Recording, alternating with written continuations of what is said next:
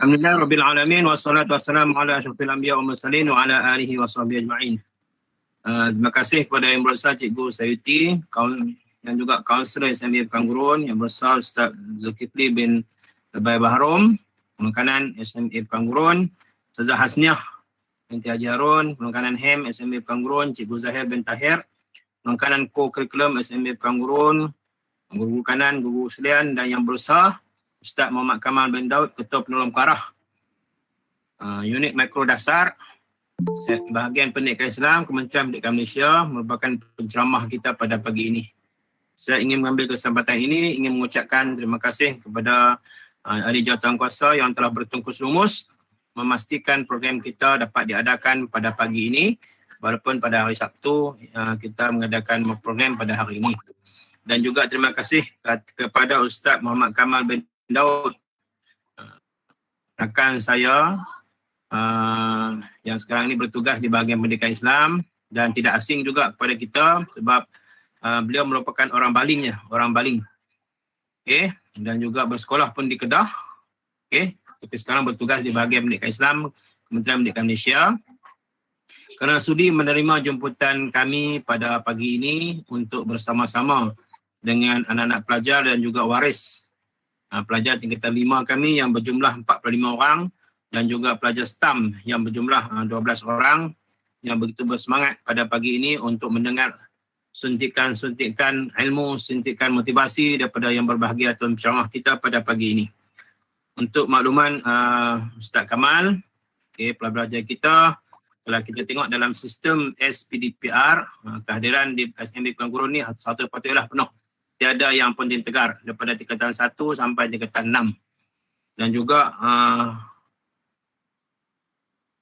dalam modul laporan PDP, semua guru membuat PDP dengan baik. Banyakkan menggunakan kaedah gabungan online dan juga offline. Dan juga kita bekalkan modul.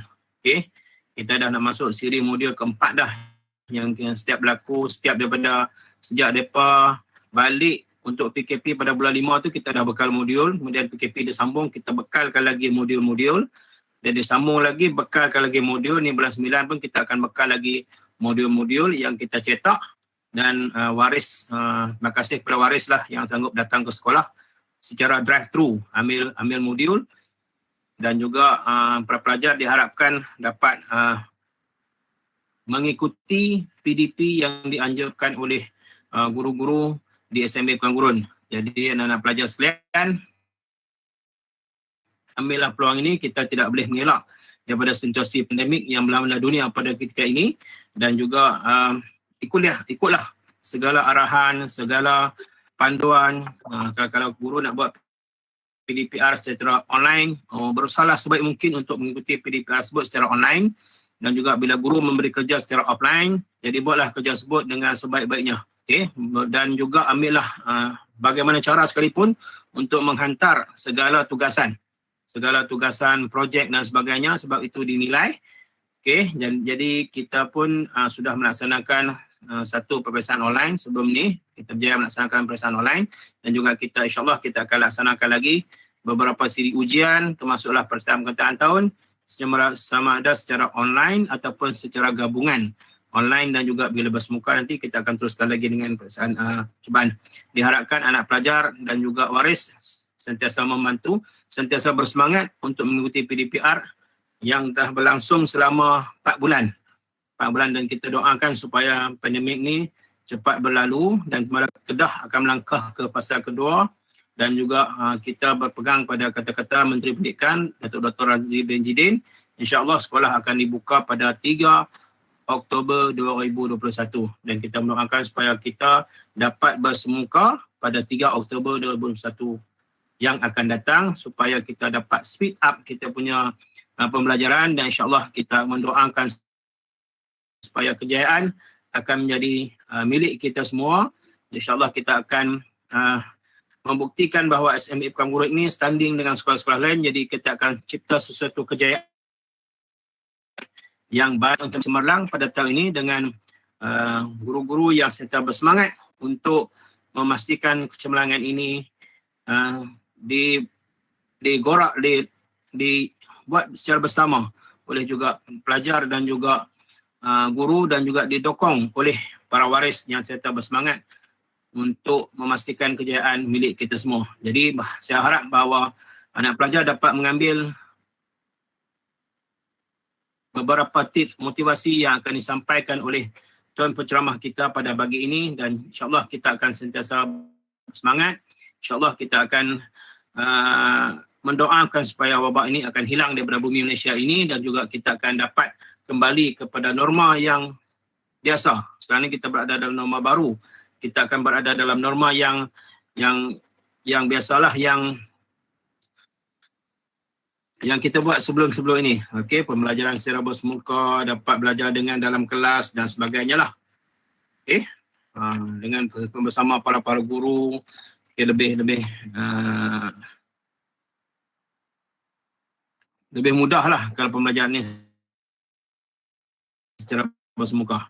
Jadi sekali lagi terima kasih kepada Ustaz Muhammad Kamal bin Daud yang kita jemput khas walaupun daripada Kuala Lumpur sana, tapi kita akan adakan secara online pada hari ini, dan insyaAllah kita akan teruskan lagi siri-siri motivasi yang berbentuk online ini pada pelajar lain, tingkatan lain sama pada ketika lain pula. Jadi terima kasih balik kepada Ustaz Kamal. Semoga Ustaz Kamal dapat memberi satu semangat motivasi yang terbaik untuk anak-anak pelajar dan juga waris dan juga para guru SMA Pekan Gurun pada pagi ini. Sekian, terima kasih kepada semua yang hadir, dan terima kasih atas dukungan guru, atas sokongan PIBG, LPS dan sebagainya untuk program kita pada pagi ini. Semoga ianya berjalan dengan lancar. Sekian, wabillahi taufiq wa hidayah. Assalamualaikum warahmatullahi wabarakatuh. Sekian, terima kasih.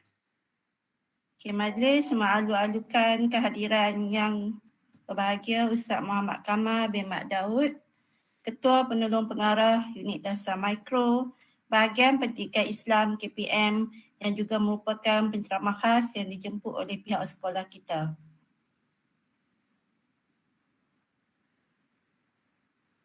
Yang berusaha Ustaz Muhammad Kamal bin Mat Daud, Ketua Penolong Pengarah Unit Dasar Mikro, Bahagian Pendidikan Islam KPM.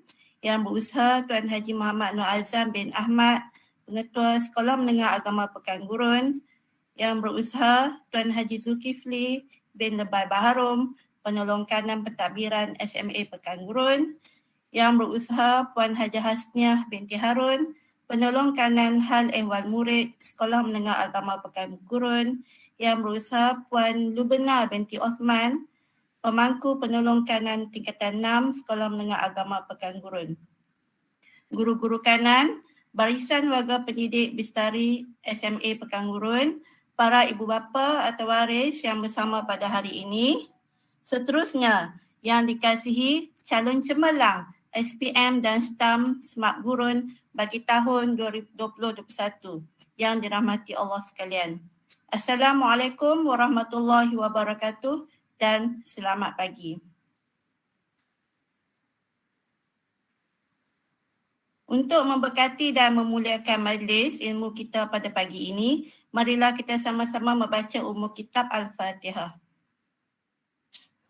Amin, amin ya Rabbal Alamin.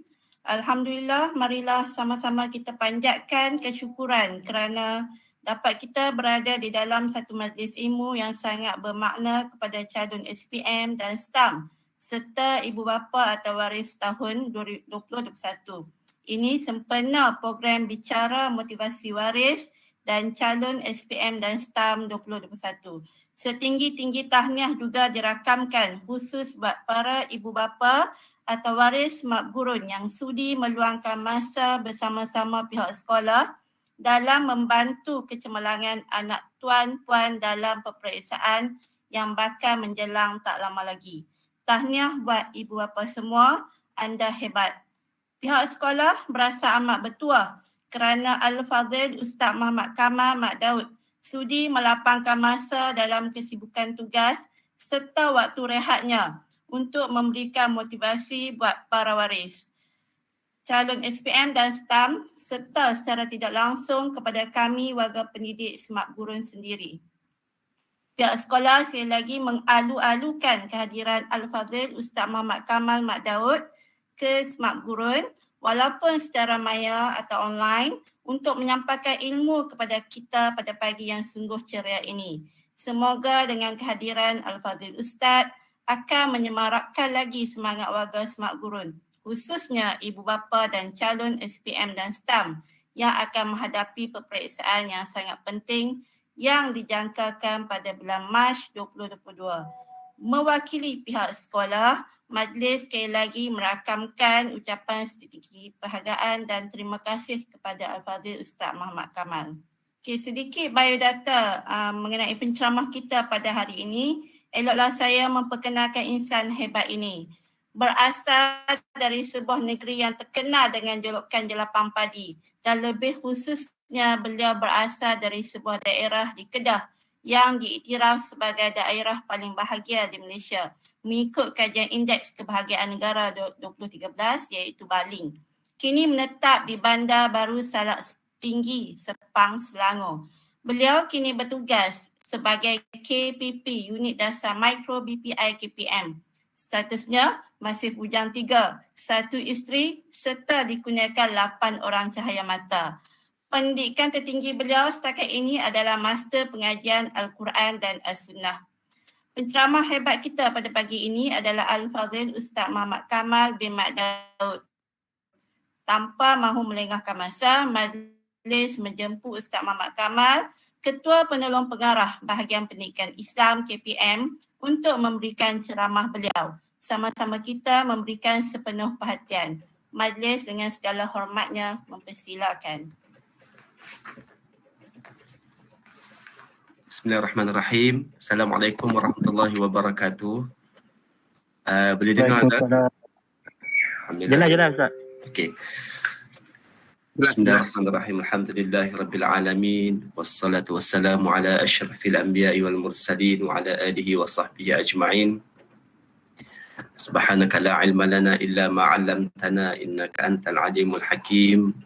Rabbi shrah li sadri wa yassir li amri wahlul 'uqdatam min lisani yafqahu qawli. Allahumma rabbi yassir wa la tu'assir. Allahumma rabbi tammim bil khair. Terima kasih kepada Cikgu Faizah selaku pengerusi. Sebelum tu saya nak ucapkan terima kasih juga kepada Cikgu Sayuti. Saya minta maaf saya tak dapat dengar suara Cikgu Sayuti. Saya takut nanti Cikgu Sayuti dah panggil saya, tiba-tiba saya tak muncul-muncul juga.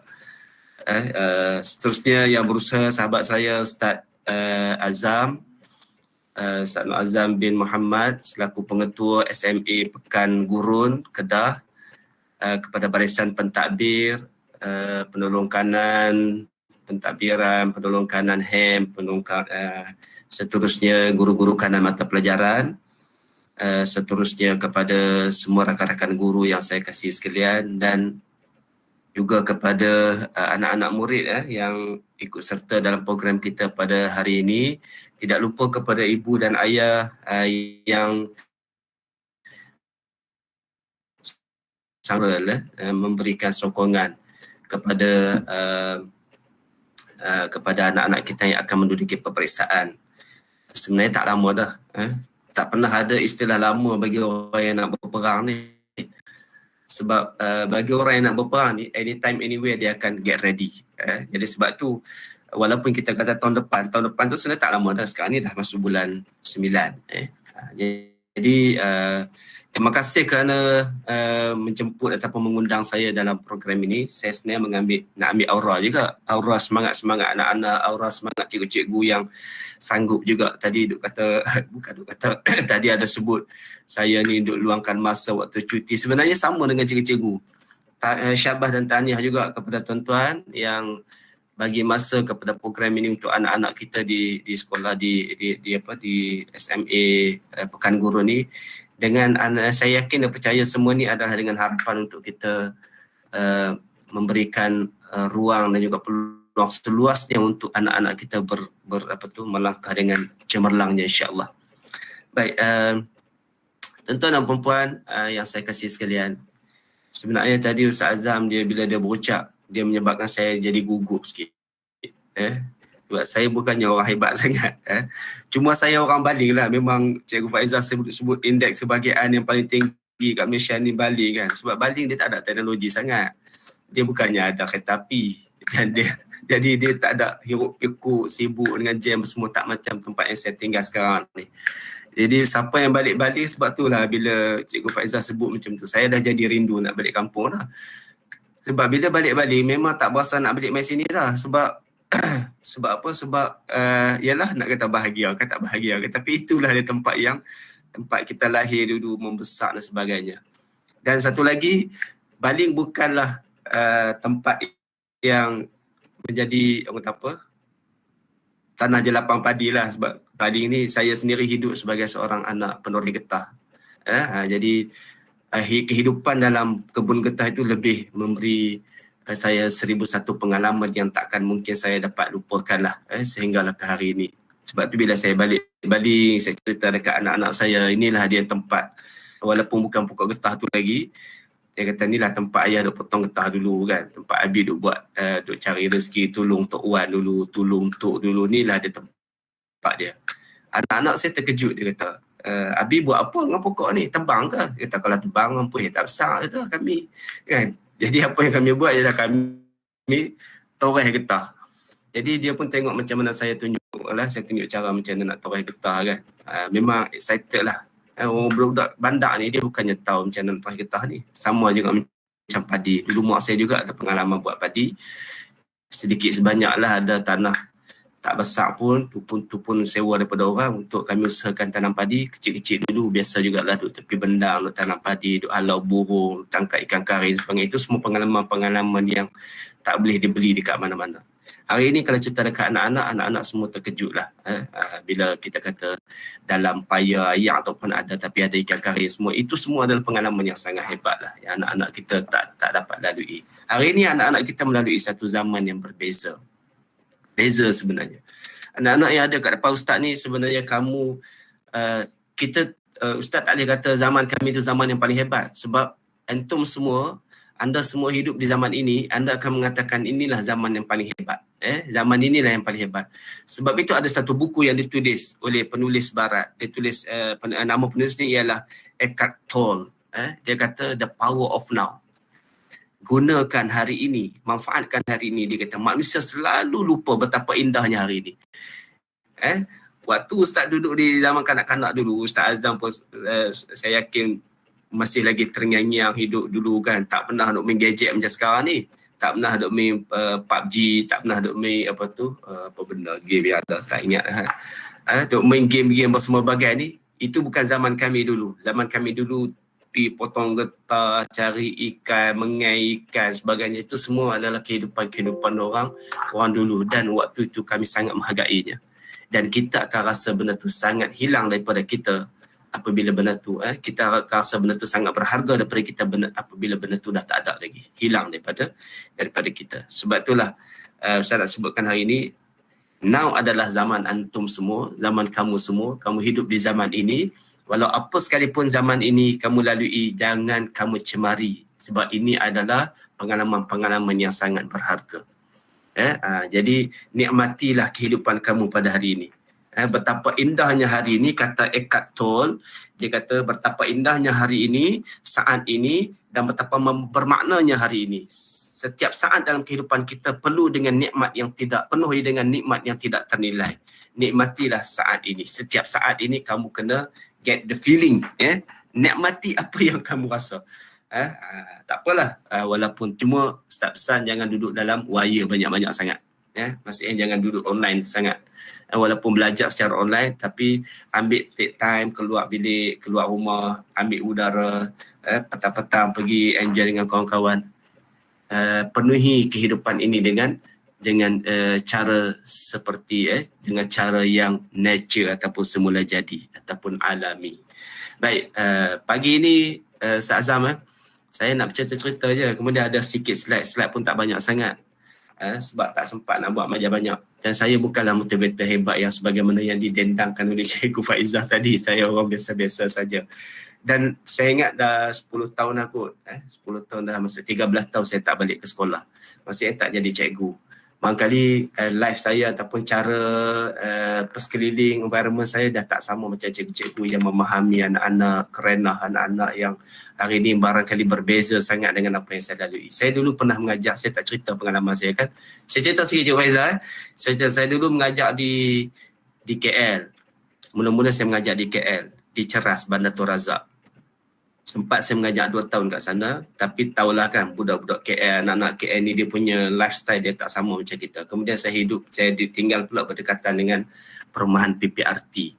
Jadi orang-orang yang dulu setinggan kemudian dipindahkan di PKL, pindahkan dia buat satu apartment, satu apartment dia panggil flat.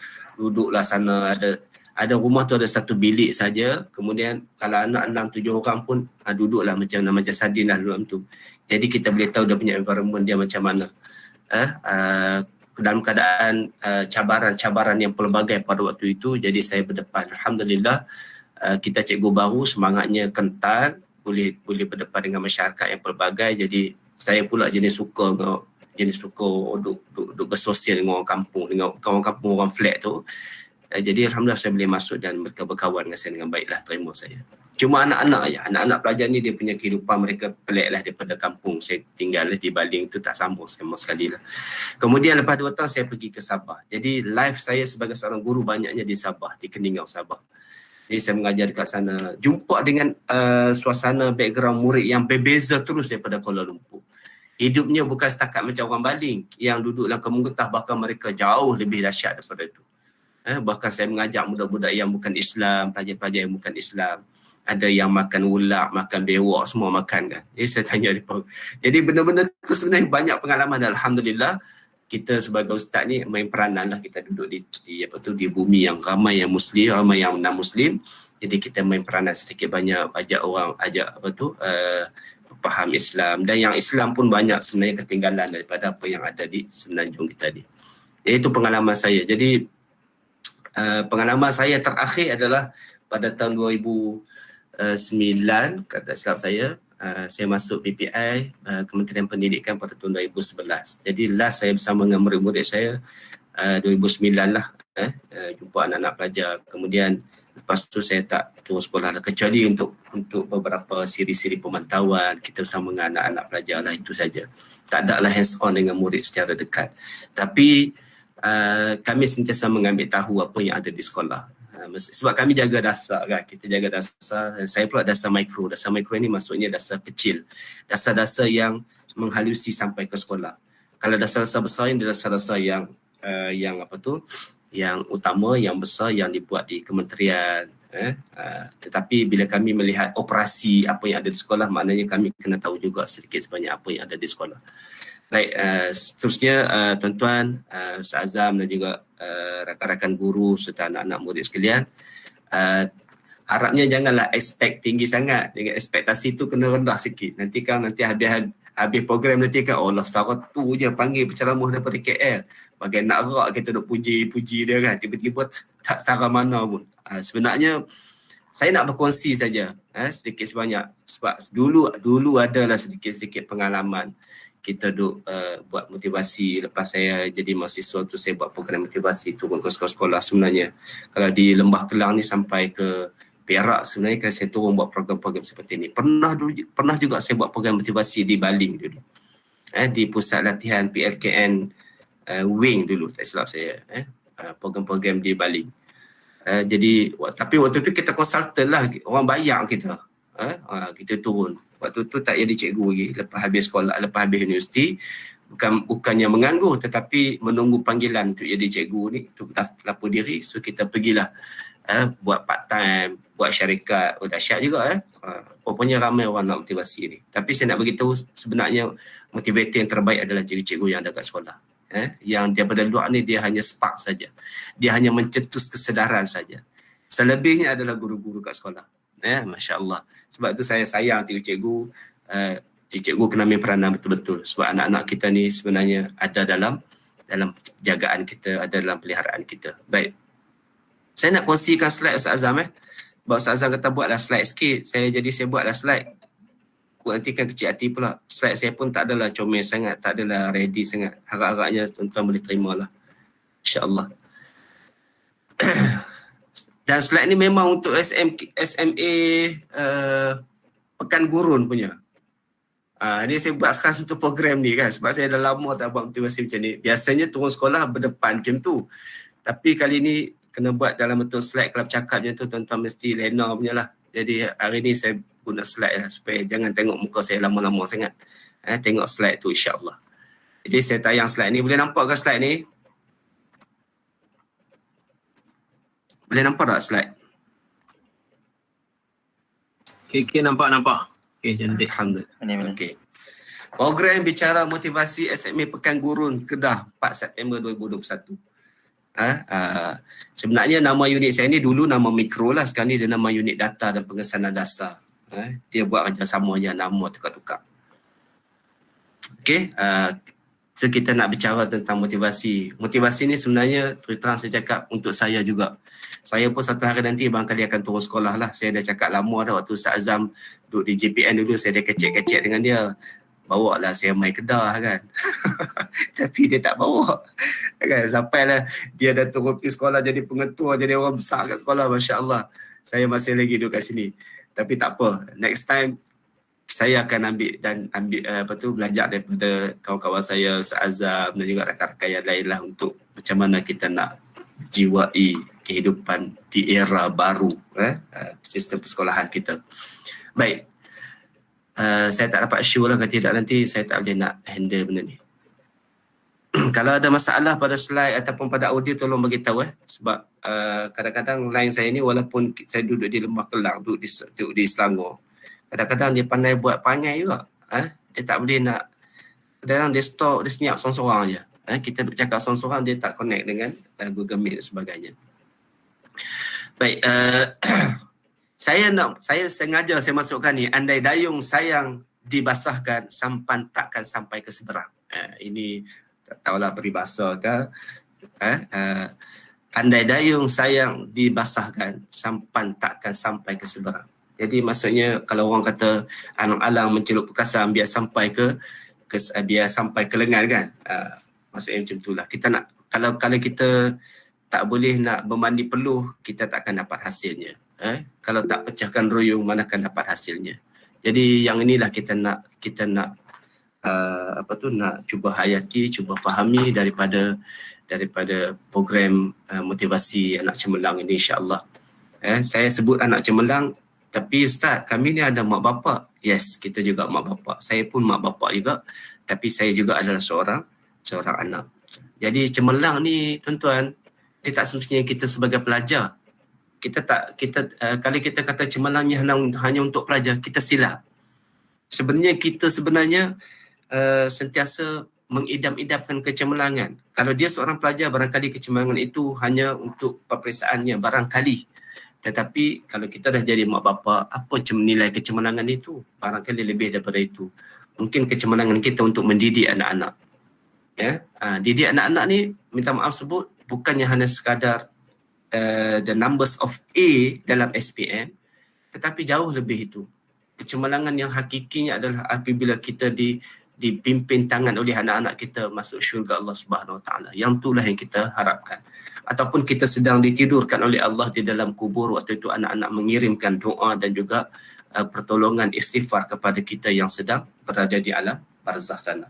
Itulah yang tak boleh tergambar. Cuma kita tak pernah datang, tak pernah lalui zaman itu, tak masuk lagi ke alam itu, maka kita tak merasai betapa pentingnya harapan kita dengan anak-anak kita. Baik, jadi sebab itu saya sebutkan di sini, motivasi anak cemerlang ni bukan kerana untuk pelajar-pelajar saja, oleh kerana di sini ada cikgu-cikgu, ada mak ayah juga, kemudian ada anak-anak pelajar kita. So saya rangkum semualah, kita ambil semua. Dalam masa yang sama insya-Allah kita akan sebut tip-tip yang khusus nanti untuk anak-anak kita. Baik, yang pertamanya saya nak kongsikan, setiap kita ada mission, ada vision yang Allah hantar pada kita. Allah hantar kita ni dengan Allah hantar kita ni dengan visionnya. Allah hantar kita dengan vision. Yang kita tahu kan, tidaklah aku ciptakan wa ma khalaqtul jinna wal insa illa liya'budun, kan? Tidak aku ciptakan jin manusia itu melainkan untuk beribadat. Sebelum itu kita nak faham bahawa kita ni didatangkan oleh Allah sebagai umat wasatah. Wa kadzalika ja'alnakum ummatan wasatan litakunu syuhada'a 'alan nasi wa yakuna ar-rasulu 'alaikum syahida. Dan demikianlah sebagaimana kami telah memimpin kamu ke jalan yang lurus, kami jadikan kamu sebagai umat Muhammad, satu umat yang jadi pilihan, umat wasatah. Umat wasatan inilah yang menjadi kita punya target kita. Jadi sebab itu anak-anak yang Ustaz sayangi sekalian, kalau antum semua nak jadi umat contoh, umat yang boleh dijadikan panduan, rujukan, maka kamu haruslah memiliki ciri-cirinya. Nanti Ustaz akan sebut beberapa benda yang perlu kita miliki. Jadi sebagaimana yang disebut oleh Al-Faruqi, seorang Muslim yang benar-benar memahami peranannya sebagai seorang khalifah, kehidupannya akan bertunjangkan kepada paksi tauhid. Hidup dan matinya berdasarkan panduan yang menyediakan kehambaan kepada Allah sebagai landasan hidupnya.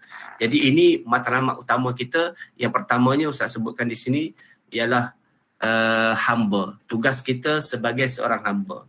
Tengok bagaimana Allah nak ajar pada kita bahawa walaupun aku ni Tuhan, kalau Allah tak ceritakan benda ni pun hang pasti kena taat pada aku juga. Tetapi Allah ceritakan, wa ma khalaqtul jinna wa insa illa liya'budun.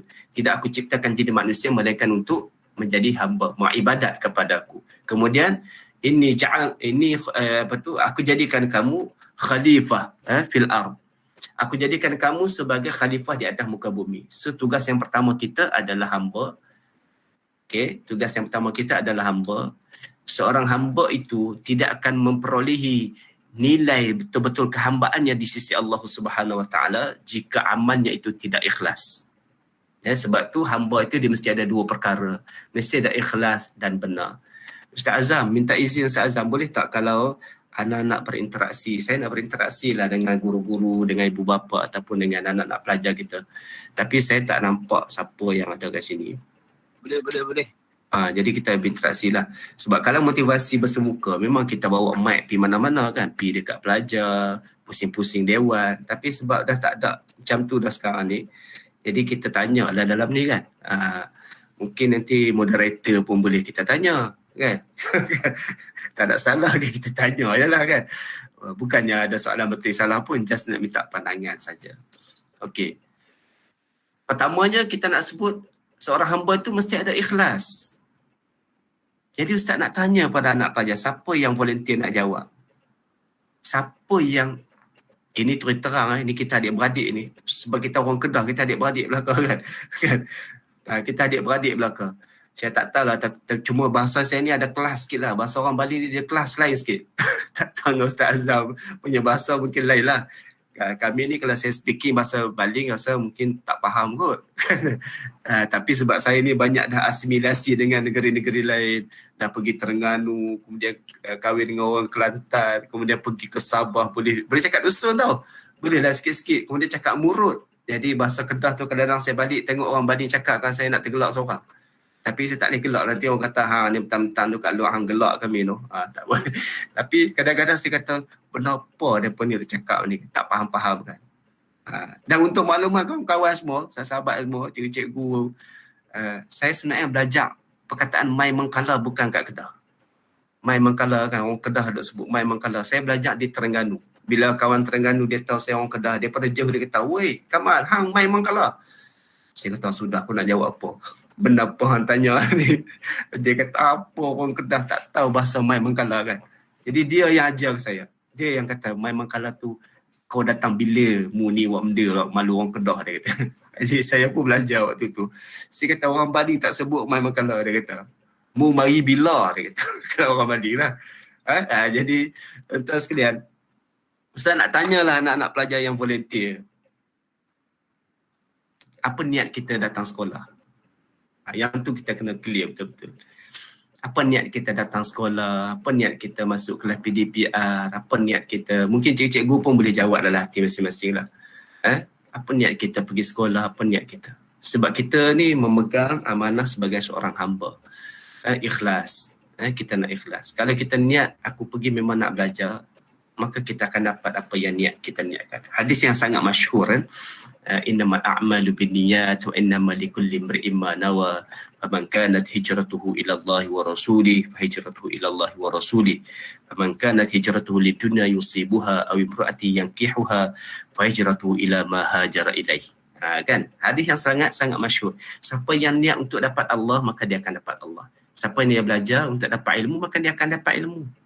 Ustaz ada jumpa ramai kawan-kawan. Bila ditanya, ingat tak lagi hang belajar apa dulu kat sekolah? Ui, tak ingat dah. Pasal apa tak ingat? Tak tahu dah. Habis periksa kan terus lupa. Maknanya apa? Maknanya dia belajar untuk periksa saja. Jangan niat rugi kita. Mengaji sampai 5 tahun bagian akhir, buka bengkak mata-mata kan.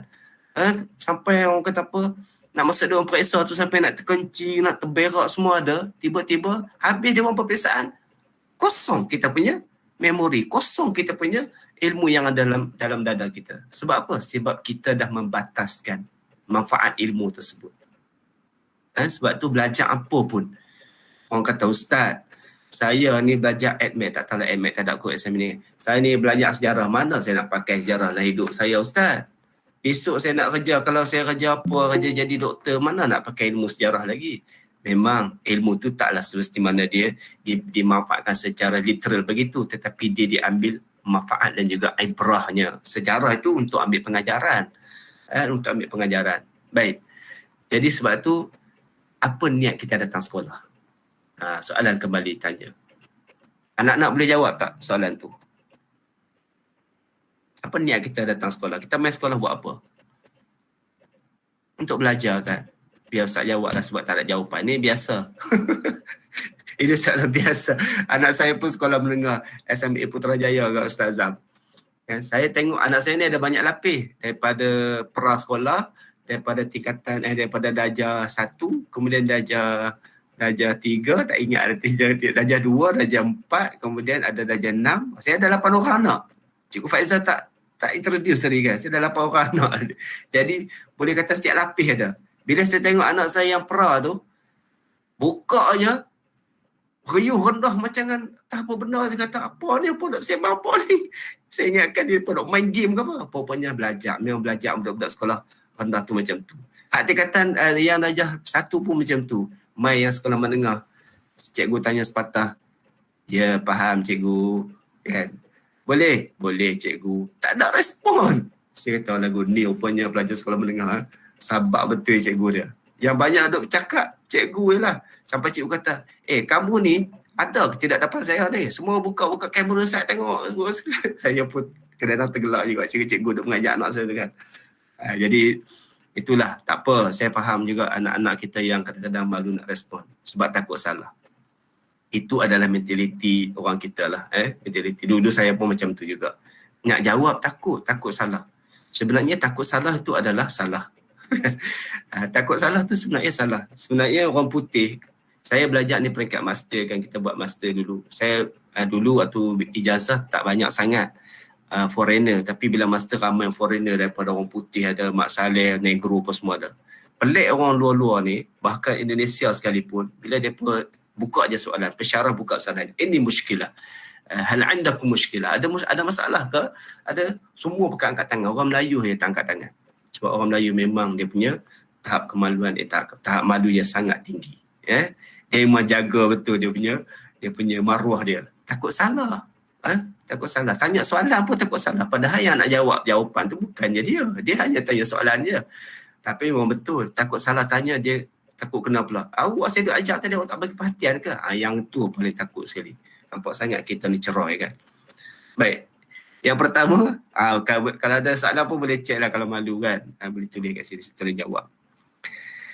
Baik, ikhlas. Yang pertama ikhlas. Yang kedua, untuk jadikan kita sebagai seorang hamba, ibu bapa, rakan-rakan ibu bapa yang ada dalam ni, mesti kita ikut apa yang diajar oleh Nabi SAW. Sebab tu untuk jadi hamba yang baik, ada ikhlas, ada benar. Sama juga belajar juga sama. Niat dah bagus. Ustaz, saya niat untuk jadi orang yang berjaya. Berjaya kat mana? Dunia dan juga akhirat. Masya Allah, niat yang bagus. Jadi macam mana nak buat? Tak apalah, biar saya niat dulu, siapalah saya lena, tak apa, tak belajar. Cara tak kena, tak guna juga. Kan? Niat dah bagus dah. Belajar sebab nak tolong orang. Tetapi nak tolong nak bantu Islam, nak tolong, nak ajak orang kepada kebenaran sebagainya, tapi buat apa? Ponting kelas, homework tak buat, tak kena juga. Secara mesti betul. Sebagai seorang hamba juga sama.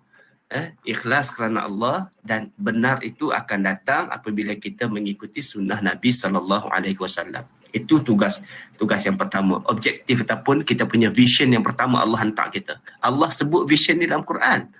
Kan bukan kita saja buat ni. Bukan kita pandai-pandai. Oh, kau datang, kau hantar aku kat dunia, aku nak buat ni lah. Bukan. Kau jangan. Kita adalah apa yang Allah nak. Kita dihantar dengan mengikut apa yang Allah nak. Jadi anak-anak pun sama. Kalau jangan tanya soalan tu kat mak ayah kan. Mak, kenapa saya dilahirkan? Jangan tanya mak ayah kita. Mak ayah kita memanglah kalau aku tak nak lahirkan kau, aku tak akan push kau. Tetapi oleh kerana kau dilahirkan dengan izin Allah, akhirnya Allah nak kau jadi apa? Nak jadi apa? Jadi hamba dan jadi khalifah. Baik. Bincang pasal khalifah yang kedua, peranan yang kedua. Yang kedua pula ialah memperbaiki dan juga memimpin. Khalifah mesti ada dua. Dia mesti ada islah. Yang kemudian dia ada leader, dia memimpin. Memimpin ummah kepada suatu perubahan ke arah kebaikan adalah satu peranan yang besar dan utama. Dengan itu akan berlaku islah. Kita tengok dalam Al-Quran ada 44 kali perkataan islah disebut dalam 38 ayat dan 16 surah.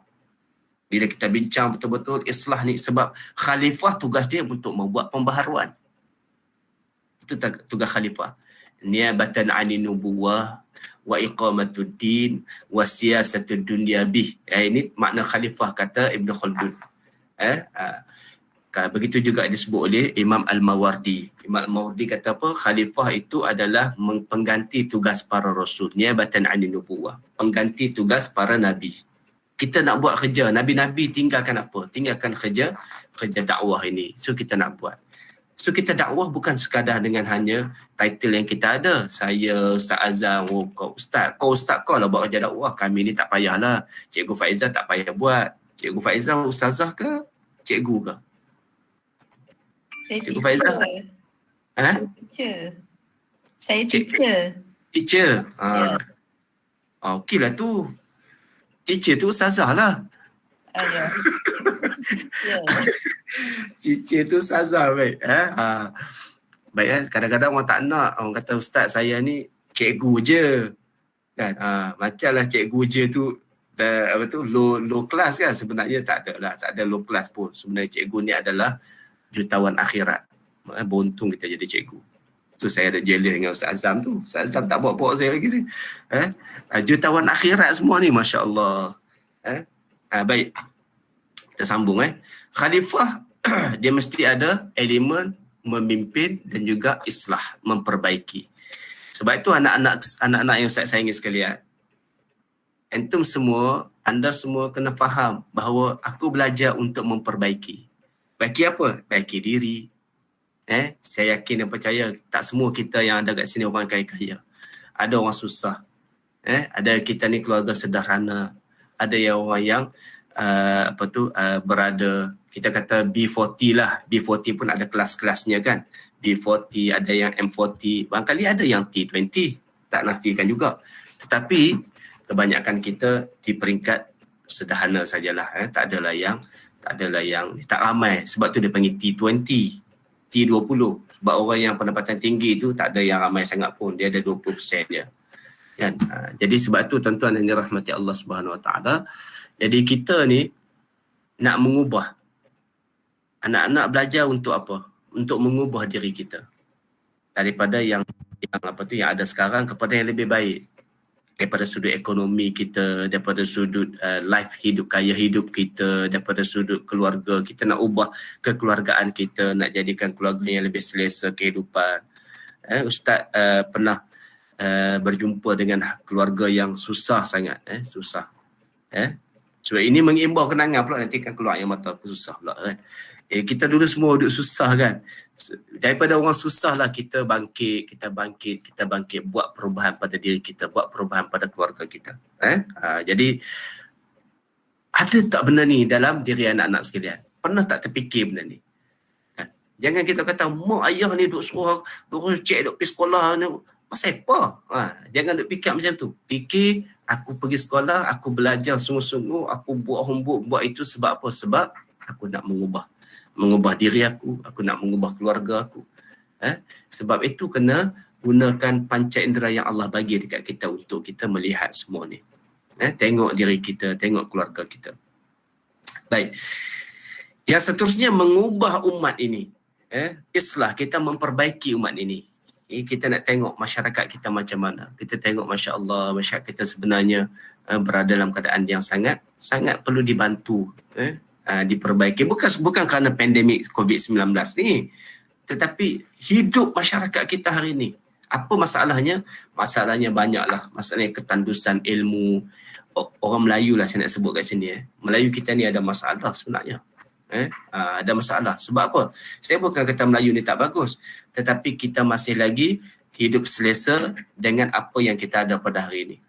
Sebab tu ramai orang luar datang, bahkan Bangladesh datang Malaysia pun dia boleh buat duit juta-juta, kaya raya. Sebab apa? Sebab orang Melayu kita boleh duduk saja. Saya pernah turun ke satu tempat, satu daerah, tak maaf sebut Ustaz Azam pun rasa pernah join saya kot dalam program intervensi konsultasi. Kita turun di satu sekolah. Ustaz Azam pernah tak turun kita turun di Kedah dulu, di belah Bali? Ya. Ada. Pernah saya tanya dengan satu orang cikgu lah, minta maaf sebut. Saya tak nak sebut cikgu apa, nanti kan tuan-tuan pergi tanya pula. Sikit mana. Saya tanya, okey, sebab sekolahnya tu dia dapat GPS, grade purata sekolahnya tu dalam SPM tahun berapa tak ingat dah. 7.0. Jadi lebih lah 7.0. Jadi kita turun. Kita support lah sekolah-sekolah yang macam tu. Kita turun nak tanya apa masalah dia. Bila kita turun saja, dia pun tahu ke saya orang Baling kan. Saya turun kat Baling. Saya tanya, cikgu, maksudnya saya main ni, kita pakai sebab saya ni orang Baling, saya nak kena tengok lah pasal apa orang kampung saya jadi lagu ni. Dia pun cerita, Ustaz nak tahu tak Ustaz, kawasan kita ni black area lah Ustaz. Saya kata pasal apa black area? Macam-macam lah dia sebut. Dia kata baru minggu lepas dia kata sekolah kami dapat lagi cucu seorang. Dia kata Alhamdulillah, saya kata. Saya kata Ustaz, dia kata cucu. Saya ingatkan pengetua tu yang dia dapat cucu seorang. Saya kata Alhamdulillah, tahniah. Dia kata tahniah apanya Ustaz? Dia kata bukan cucu saya, cucu. Lepas tu dia cerita. Dia kata benda tu sangat kemudian saya semak sistem. Saya kata tak ada apa dalam sistem. Mana orang nak cerita Ustaz? Benda macam ni kita takkan masuk sistem punya. Tapi nak beritahunya benda tu sangat berleluasa. Ustaz tak payah cerita lah, dia kata dengan ketumnya. Jadi Ustaz nak sebut banyak lagi, bukan ketum je. Macam-macam lagi ada dalam kawasan tu kan. Jadi dia kata black area kami ni. Jadi macam mana budak-budak nak mengaji? Tak boleh belajar Ustaz. Suasana kat luar tu begitu menghambat mereka untuk mereka ni tinggal pelajaran. Jadi saya pun rasa macam mana aku nak buat ni, kita pun tak tahu nak buat kan. Jadi Ustaz nampak apa anak-anak sekalian mungkin dekat guru tak ada isu ni, tetapi nak bagi tahunya bahawa tugas entum semua, pertamanya Ustaz nak sebut entum semua ni anak-anak sekolah agama tau. Dia tak sama je sekolah sekolah kebangsaan tu, so SMK apa semua tu tak sama. You ada special, kita ada kurikulum special, ada agamanya lagi. Subhanallah. Sampai tak tahulah untuk teacher Faizah orang panggil ustazah juga kot. Budak-budak panggil ustazah juga. Dia panggil teacher. Teacher. Dia teacher Ada satu sekolah agama tu semuanya daripada kerani sampai tukang potong rumput semua ustazah dia panggil. Ustazah ustaz. Saya kata, "Oi, dahsyat je." Dia kata, "Ustaz saya datang dia potong pokok bunga pun dapat gelaran ustaz." Saya kata elok lah, tapi kalau kat luar orang panggil ceramah jangan tolak pula. Sebab ada orang panggil ustaz kan. Nak beritahunya bahawa bila masuk je sekolah agama semua akan jadi baik sepatutnya. Jadi ustaz yakin dan percaya anak-anak kat sini memang baik-baik belaka. Dan insya-Allah ustaz nak bagi tahu bahawa tugas kita adalah khalifah. Panjang pula cerita ni kan. Mula saya ingat tak sempat dah. Tak ada point dah. Okey, apa misi kita? Kita tengok oleh kerana vision kita besar, Allah dah hantar kita dengan visi yang besar, maka kita perlu ada mission. Mission kita ialah kita keluarkan umat kita ni daripada belenggu kejahilan, belenggu kerosakan yang ada. Dia bermula daripada mana sekalian anak-anak sekalian? Dia mula daripada mana? Mula daripada sekarang lah. Mula daripada kita belajar hari ni. Antum semua belajar, antum semua menuntut ilmu. Dia niat apa? Aku keluar untuk keluarkan Tuan-tuan kalau pernah baca satu buku yang dikarang oleh Pak Hamka, Kenang-kenanganku di Malaya. Dia cerita bagaimana dia begitu terharu apabila Malaysia merdeka pada tahun 1957. Dia kata waktu tu aku terasa bahawa akulah yang dia kata yang merdeka tu adalah negara dia. Orang luar daripada Malaysia merasa begitu bangga dengan kemerdekaan negara kita. Nak ceritanya bahawa mereka ada knowledge, mereka ada ilmu. Dan kita orang Malaysia, kita orang Melayu Islam sepatutnya melihat ini sebagai satu objektif ataupun matlamat kita yang besar untuk kita keluarkan umat Islam daripada belenggu kejahilan. Kenapa Syed Najib Al-Attas dia mengatakan bahawa penyebab utama kemunduran umat Islam bukanlah berkaitan dengan isu politik maupun ekonomi. Tetapi, bukan tetapi keterbelakangan mereka dalam bidang ilmu dan pemikiran. Bukan kita kata ilmu agama, bukan bermaksudnya ilmu yang kita kata kitab fiqh apa semua, itu betul. Tetapi daripada ilmu-ilmu itu, bagaimana umat Islam mencerakinkan, bagaimana umat Islam mencipta satu inovasi-inovasi yang baru. Jadi anak-anak sekalian, takkanlah kita tak ada rasa tercabar untuk membuat sesuatu perubahan. Kita patut kena ada ni. Orang Islam yang hari ini mundur daripada sudut ilmu dan juga pemikiran, akhirnya dia akan membawa kepada ketuanan barat. Apabila kita mandul idea, akhirnya kita ikut apa yang barat buat. Minta maaf sebutlah macam mana kita jadi pada hari ni lah. Hari ni kan kita duk ikut. Bukan kita kata ini ada spekulasi yang tak berasas, tetapi nak beritahu bahawa sedikit sebanyak, banyak hari ni teknologi macam-macam hari ni kita semua ikut apa yang barat ciptakan. Walaupun kita rasa barangkali ada yang tak selesa, tak berapa nak tepat dengan Islam, tapi itu saja yang ada sebab orang Islam tak buat sesuatu. Jadi Ustaz cabar anak-anak yang ada depan Ustaz ni, you have to do something. Kamu kena buat sesuatu. Buat sesuatu untuk bangsa dan agama kita. Keluarkan umat Melayu Islam kita ni daripada belenggu kejahilan. Bermula daripada mana? Daripada sekolah hari ni. Ustaz, jadi SPM tak penting lah. Jangan kata tak penting. Kau tak lulus SPM, kau tak boleh masuk universiti. Bila tak lulus universiti, siapa nak dengar cakap kita kan? Melainkan kita jadi macam mana? Siapa pernah dengar Bonia? Bonia tu pengasalnya orang Melayu, bukan orang Cina, duduk di Pulau Pinang. Dia pergi ke Singapura, jual baju, buat baju kecil-kecil. Akhirnya hari ni jenama Bonia tu dah menjadi begitu terkenal sekali kan. Banyak lagi lah kita tengok kisah-kisah inspirasi. Tuan-tuan boleh cari, anak-anak pelajar boleh cari kisah-kisah tersebut.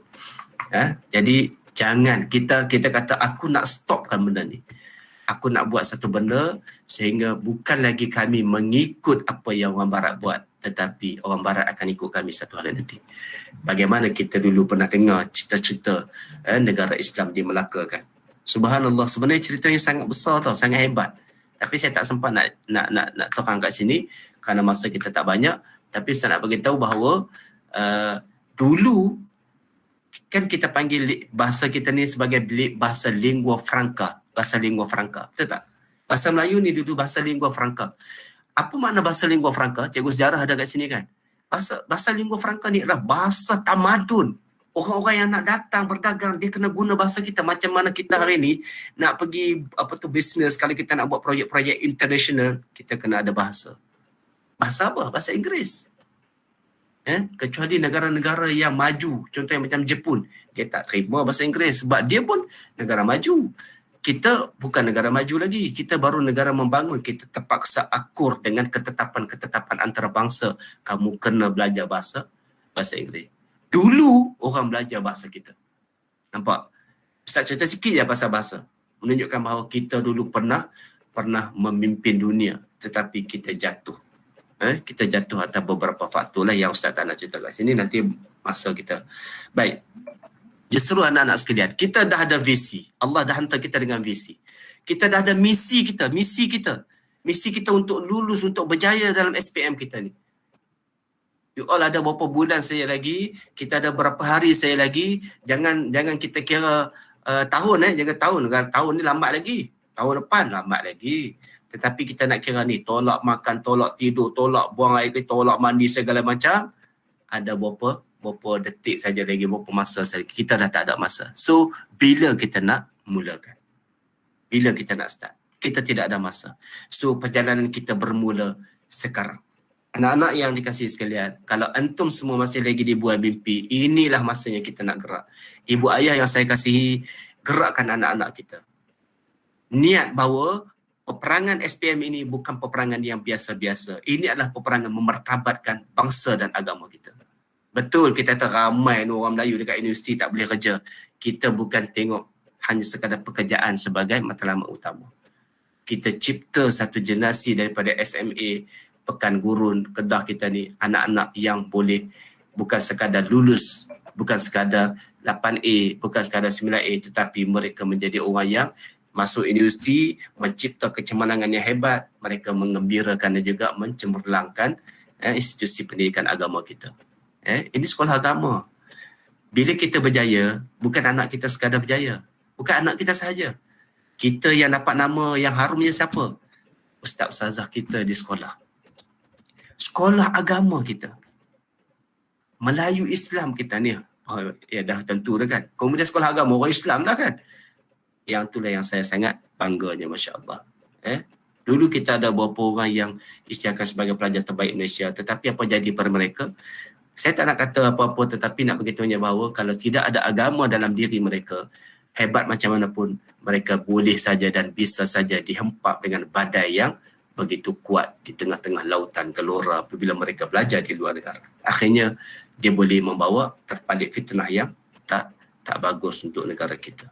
Baik, kita mulakan sekarang anak-anak sekalian. Perjalanan kita bermula di saat ini. Bukan hari ini, di saat ini. Now, the power of now is you start right now. Sekarang. Sekarang kena ada niat dah. Masya Allah. Tapi tunggu bagi habis program kita dulu, nanti kan pakat tutup Google Meet semua, pergi baca buku. Jenuh saya cakap seorang-seorang. Baik, jom kita mulakan. Manusia selalu lupa. Saya dah sebut tadi the power of now. Eckhart Tolle. Dia kata apa? Manusia selalu lupa betapa indahnya saat ini dan betapa bermaknanya hari ini. Setiap saat dalam kehidupan kita penuh dengan nikmat yang tidak ternilai. So nikmati. Antum semua sedang belajar, nikmati suasana pembelajaran anda. Enjoy yourself. Belajar dalam penuh kegembiraan. Kita bersyukur sebab kita boleh belajar. Orang Palestin tak sempat nak belajar. Mereka hanya kutip batu saja. Hari ini barulah ada peluang sikit untuk buat sekolah dan sebagainya kan. Masya Allah. Tapi kita nak mula kat mana? Di mana kita nak mula? Bagaimana anda bermula akan menentukan bagaimana anda akan mengakhirinya. So kita nak mula sesuatu, mesti ada matlamat. Baik, anak-anak sekalian, dah set dah apa matlamat anda? Ustaz nak minta tanya, nak minta jawapan. Ada jawapan tak? Ustaz, ada soalan kat sini. Apa matlamat anak-anak sekalian? Matlamat. Nak berapa A? Bila saya tahu siapa pelajar best student kat sekolah kita. Ada tak pelajar-pelajar tu, murid-murid tu?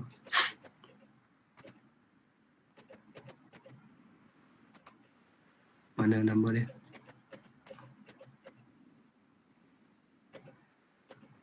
Syakilah Husna. Boleh Ustaz tengok Syakilah Husna? Syakilah Husna ada kat sini tak? Tu left lah. Syakilah Husna, are you there?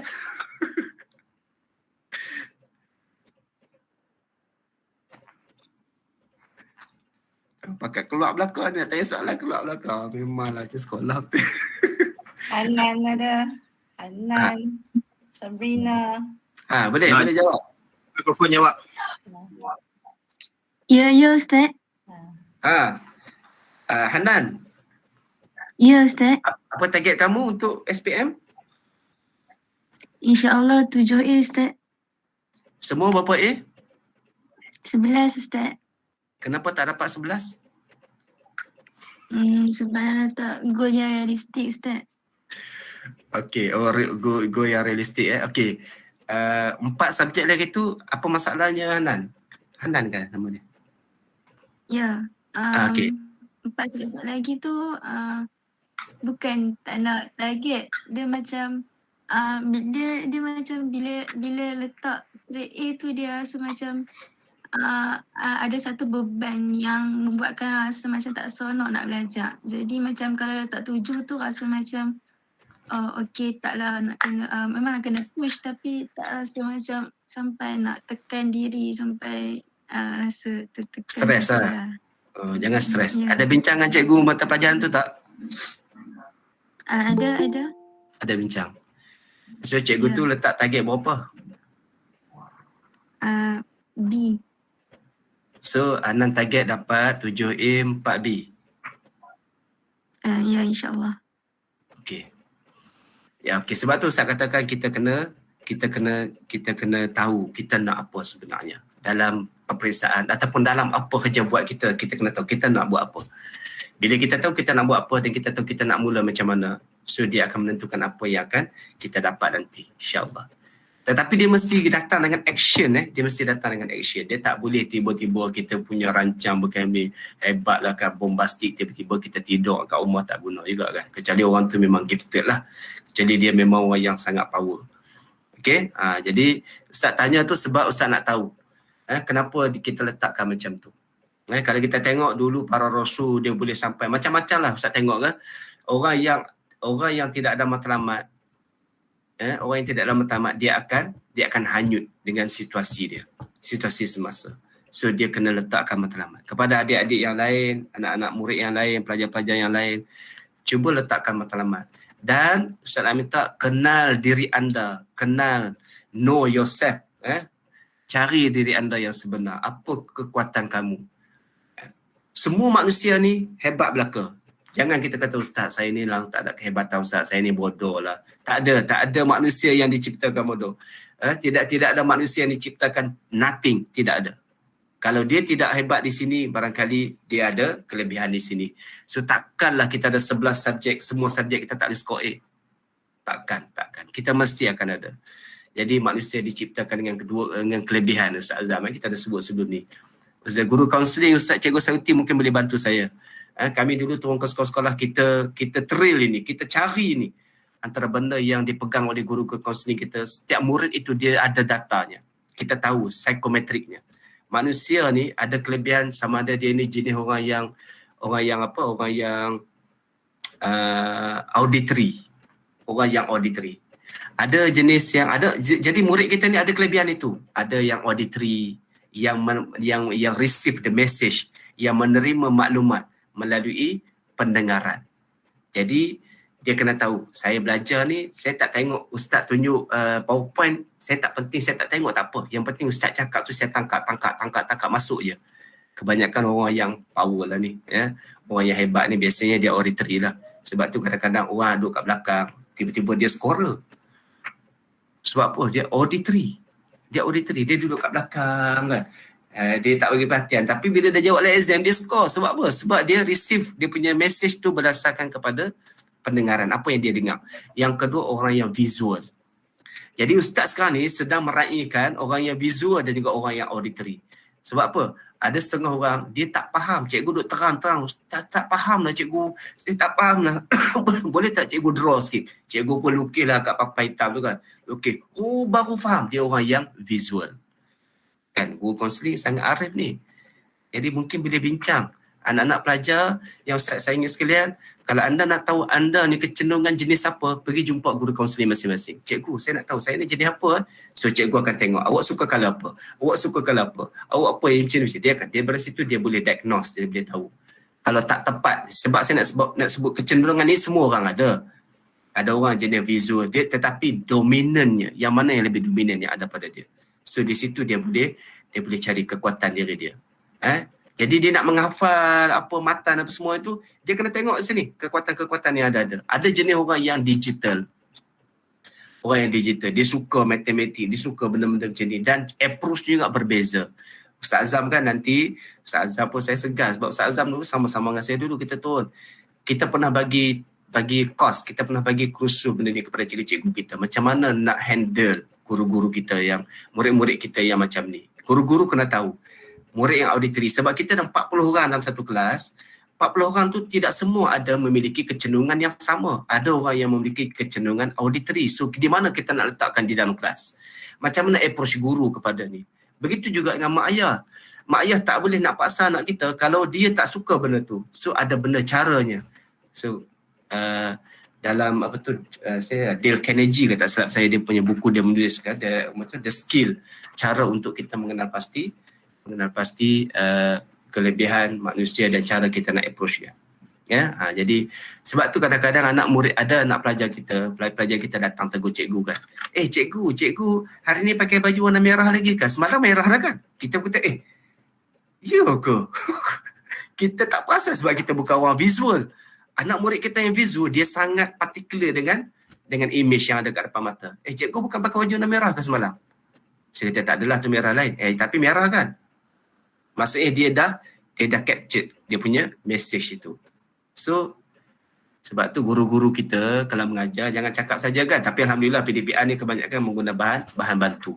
So bahan bantu ni adalah untuk nak cater murid-murid yang visual. So kita tayang slide, kita buat audio sikit, buat game sikit.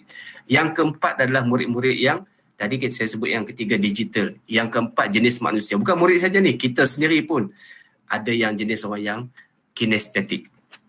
Kinestetik ni maksudnya macam mana?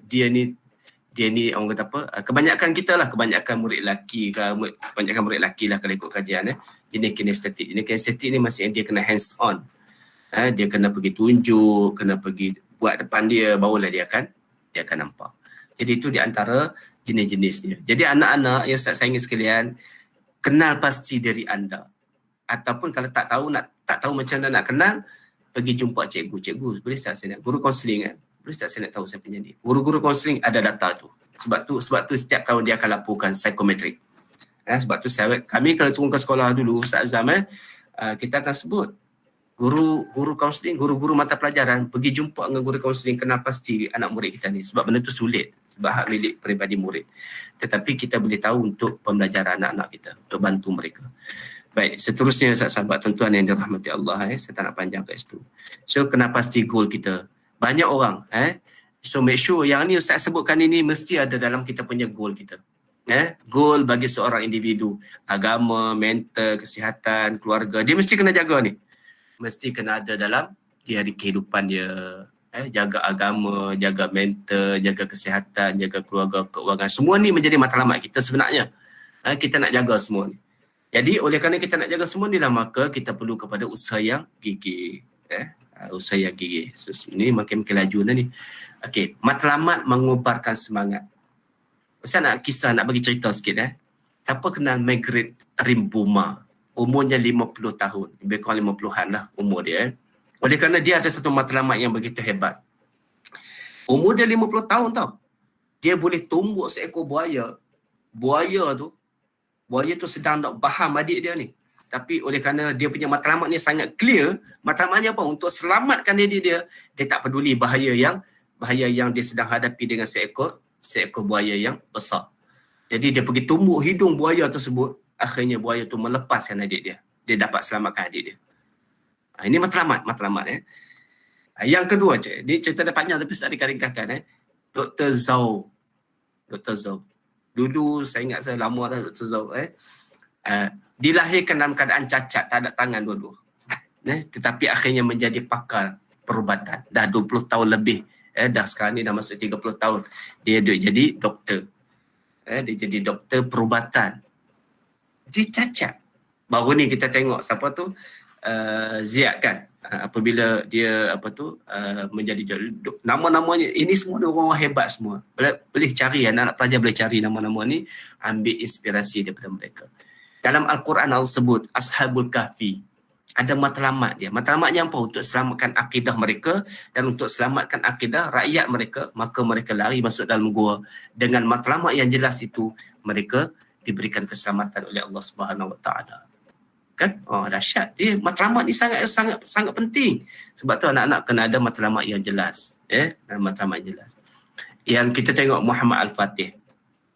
Dia menerima satu bentuk motivasi daripada Nabi SAW. Bukan 10 tahun. 10 tahun, berpuluh-puluh tahun. Daripada Nabi SAW itu sampai ke zaman dia Muhammad Al-Fatih, akhirnya dia dapat menawan kota Konstantinopel. Kerana apa? Nabi kata siapa yang dapat menawan kota Konstantinopel itu akan dibuka oleh seorang pemimpin. Dan Nabi kata, "Fa ni'mal amir hadzal amir falani'mal jaishu zalikal jaish. Kata Nabi SAW, siapa yang dapat buka kota Konstantinopel itu, Nabi kata dia adalah pemimpin yang terbaik, dan juga tentera-tenteranya adalah tentera-tentera yang terbaik. Jadi bila Nabi lambung satu matlamat yang begitu diidam-idamkan, kan, maka setiap generasi daripada zaman generasi Abu Bakar As-Siddiq, zaman generasi Umar Al-Khattab, setiap orang ni nak dapatkan dia punya aim itu, target itu, goal itu. Tetapi tak dapat. Sehinggalah zaman Muhammad Al-Fatih. Masya Allah. Okay. Jadi seterusnya goal itu biar jelas. Tadi Adik Hanan dah sebut, dia tak nak tertekan dengan goal-goal yang tidak boleh dicapai. Okay lah tu, maksudnya smart lah, smart. Specific, measurable, smart, measurable, achievable. Kemudian apa lagi? SMA, achievable, realistik. Itu semua tu di antara prinsip-prinsip untuk kita mencipta matlamat. Biar jelas, boleh dicapai, boleh diukur. Kemudian bukan sekadar yang boleh capai berapa A saja. Kalau kita nak ukur, okey. Sekarang ni Ustaz Azam sangat pakar dalam bab ni. Contohnya dalam head count kan. Sekarang ni kita dah dapat 69%. Contohnya subjek subjek sejarah contohnya. Kenapa nombor 9? Aku ada sikit lagi. So apa yang aku boleh buat? So kita boleh ukur daripada situ. Itu dipanggil measurable. Measurable. Kita boleh ukur. Satu persatu apa yang kita nak. Kat mana silap? Tengok balik. Setiap item yang aku buat ni. Aku ada lemah daripada sudut ini. Aku lemah daripada sudut kebat ke? Aku lemah daripada sudut kebar ke? Apa benda yang aku lemah? So di situ boleh analisis. Cikgu-cikgu pun ada kepakaran dalam bab ini. Yang penting mahu sahaja. Okey. Tadi kita sebut goal kita biar jelas, anak-anak semua biar jelas, ibu ayah juga. Kita jelas, kita nak. Kalau kita rasa ada cita-cita untuk anak kita, bagi tahu dekat dia. Kadang-kadang tak semua cita-cita yang kita nak tu boleh disambut dengan baik oleh anak-anak. So kita kena faham yang tu. Kita kata bapa dulu sebenarnya nak jadi doktor, awak jadi doktor boleh tak? Anak-anak kata, mana boleh jadi doktor lagi? Saya kan dah sekolah ni, ikut aliran ni dah. Contoh. Contoh. Orang boleh nanti, tuan-tuan boleh the future ni macam-macam boleh jadi tapi nak beritahu bahawa kita ada projection. SMA sekolah-sekolah agama dia belajar kurikulum bersepadu dini, ada dia punya laluan-laluannya. Baik, seterusnya kita nak sebut realistik, spesifik, strategi yang betul. Macam mana kita nak buat strategi yang betul? So copy paste daripada generasi yang terdahulu. Tengok orang dulu punya cerita macam mana. Tengok balik sejarah-sejarah orang dulu. Kalau ada senior-senior dulu yang cemerlang, ataupun cikgu-cikgu kita ni, anak-anak sekalian. Ni Ustaz nak beritahu, cikgu-cikgu kita yang ada kat depan ni, Cikgu Faizah ke, Ustaz Azam ke, pengetua kita sendiri. Pengetua dia panggil apa Ustaz Azam? Panggil Abuya ke? Panggil Ustaz Panggil Ustaz kan, panggil Abuya sebab saya tengok sekolah agama dia ada yang panggil Abi, panggil Walid, panggil Abuya. Kan macam-macam istilah orang panggil kan. Panggil ayah, abah, macam-macam. Jadi cuba tanya cikgu-cikgu kita, anak-anak pelajar sekalian kan. Dulu cikgu belajar macam mana? Kadang-kadang cara belajar mereka, cikgu-cikgu kita ni semua best student, semua ni orang hebat-hebat, pandai-pandai belaka ni. Tanya, dulu cikgu belajar macam mana? Kadang-kadang dia tak ajar dalam kelas, dia tak bagi tahu dalam kelas. So pergi jumpa kat dia, jumpa dia personal. Tanya dia, saya nak ambil sikitlah strategi ni, last minute nak belajar, dulu cikgu buat macam mana? Saya pernah kongsi satu tips, saya belajar dulu. Saya punya style dulu, saya bila dalam kelas saya akan buat draft. Saya akan catat. Saya tak uduh-uduh ya. Kemudian saya balik, saya akan tulis balik apa yang pensyarah saya mengajar dalam kuliah tadi. Saya tulis. Kemudian saya mula-mula saya rujuk buku. Kemudian saya tinggalkan buku. Saya tulis sendiri. Kemudian saya semak. Sehingga kan banyaklah catatan saya yang mengarut tu, saya buang-buang sehinggalah saya boleh ingat apa yang saya catat itu tanpa lagi saya tengok bahan catatan itu. So saya boleh ingat. Sebab menulis itu memberi kekuatan ingatan pada kita. Jadi sebab tu saya buat benda tu. Itu kaedah orang belajar. Ada orang dia tak guna macam tu. Ada orang dia buat nota cantik, buat warna-warni, buat peta minda, buat itu sebagainya kan. Ada macam-macam jenis lah. Sebab tu cuba cari dan teroka berdasarkan kepada keselesaan kita masing-masing. Okey. Kemudian senang saja, copy paste saja. Kan, oleh kerana mereka dah terbukti berjaya, copy paste daripada apa yang mereka dah buat. Kemudian tengok kesesuaian dengan kita. Jangan duk stres pula. Kan, duk stres apa yang orang buat, kita tak boleh buat, kita nak ikut juga. Jangan. Kita buat apa yang kita boleh buat. Dan seterusnya perubahan yang konsisten. Kita dah buat lonjakan. Ustaz harapkan ada anak-anak kita yang ada dalam depan Ustaz ni, yang bagus-bagus, soleh-solehah belaka. Kita rasa aku nak berubah, aku nak start belajar. Exam tak lama lagi dah. So aku nak buat perubahan. So perubahan itu biarlah perubahan yang kekal, konsisten. Memang kita akan rasa letih. Memang letih belajar, letih, tetapi jangan mengalah. Jangan mengalah. Kita buat syarat. Kalau aku mengalah ataupun aku memang kalah ataupun macam mana. Jangan mengalah. So kalau kita mengalah memang kita akan kalah. Jadi sebab itu kita kena kata apa, gohek jugalah, gohek. Macam mana pun kita belajar. Niat buat ni kerana Allah, maka kita akan dapat pahala. Allah akan bantu kita insya-Allah. Dan macam mana kita nak buat? How we do? Pertama, ingatkan matlamat kita tu. Anak-anak sekalian, cara macam mana kita nak ingat, tulis matlamat kita itu. Tulis matlamat kita besar-besar dekat meja study kita. Tulis matlamat kita besar-besar dekat dekat pencil box kita. Tulis matlamat kita besar-besar dekat buku catatan kita. Kalau kita pakai komputer, letak besar-besar tempel kat komputer kita tu. Jangan letak kat skrin pula, kan tak nampak skrin tu. Letak kat tepi-tepi yang mana kita boleh access, kita boleh tengok hari-hari. So dia adalah dipanggil subconscious mind punya strategi. So bila kita tengok dia, ni mak ayah pun sebut begitu. Tanya pada anak, ini head count punya sistem. Ustaz Azam cikgu ataupun siapa-siapa saja, dia kena tahu anak dia target berapa. Kena target berapa. So dia boleh tahu. So setiap kali dia ni, abang itu target nak 12A kan, ataupun 11A kan. Abang dah buat apa? Mesti kita tanya soalan-soalan macam tu. Biar dalam kepala otak dia ni 11A. Dia dah membekas dalam ni. Dia panggil subconscious mind. Ini dia panggil NLP, Neuro Linguistic Program. Jadi dia akan merakam benda tu sehinggalah dia akan rasa dia boleh dapat 11A. Dan mak ayah minta tolong, jangan beli anak-anak. Bila anak-anak kata saya nak dapat 9A contohnya, 9A 2B. Mak ayah kata, wah, boleh ke? Tak payahlah lebih-lebih padan 3A awak tu. Jangan beli anak-anak kita. Walaupun kita tahu dia lemah, tetapi anak kita yang membuat perancangan itu, dia yang membuat target itu. Dan kita yakin dia akan buktikan. Kita kena challenge sikit dia. Mak ayah tolong bantu anak-anak, bina keyakinan dia. Dan cara nak bina macam mana? Ingatkan matlamat dia. Ingatkan. Itu hari abang kata nak buat 11A kan? Buat betul-betul. Ayah sokong awak. Ayah sokong abang. Macam tu. Dia rasa dia ni ada support daripada environment dia. Ingatkan matlamat tu. Tulis matlamat itu di mana-mana. Saya tengok ada satu filem daripada Mak Saleh lah. Matlamat, dia nak satu benda, dia tulis ke mata-mata, dia tulis kat dapur, dia tulis dekat peti air, dia tulis semua. Akhirnya matlamat itu melekat kat diri dia.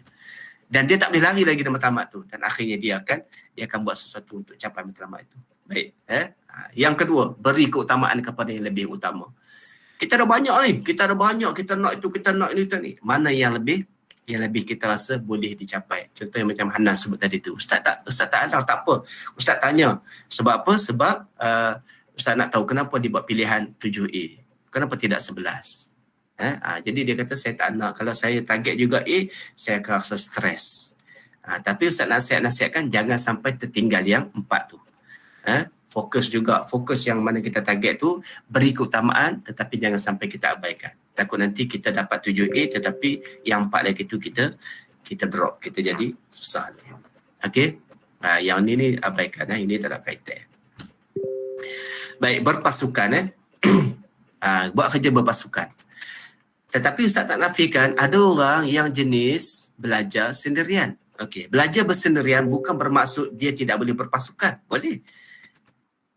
Dia tanya kawan dia tanya cikgu dia minta apa tu, jangan kita menyendiri dalam kita membuat kebaikan. Itu saya nak sebutkan. Belajar ni satu benda yang baik kan. Solat pun disuruh berjamaah. Sedangkan solat ini kita dengan Allah. Kita sedang bercakap dengan Allah. Tetapi tetap kita disuruh berjamaah. Kenapa? Kerana Jumaat itu mendatangkan rahmat. Pahala dapat 27 kali ganda, Masya Allah. Belajar pun sama. Jadi tampung menampung. Kita tak semua menguasai semua benda.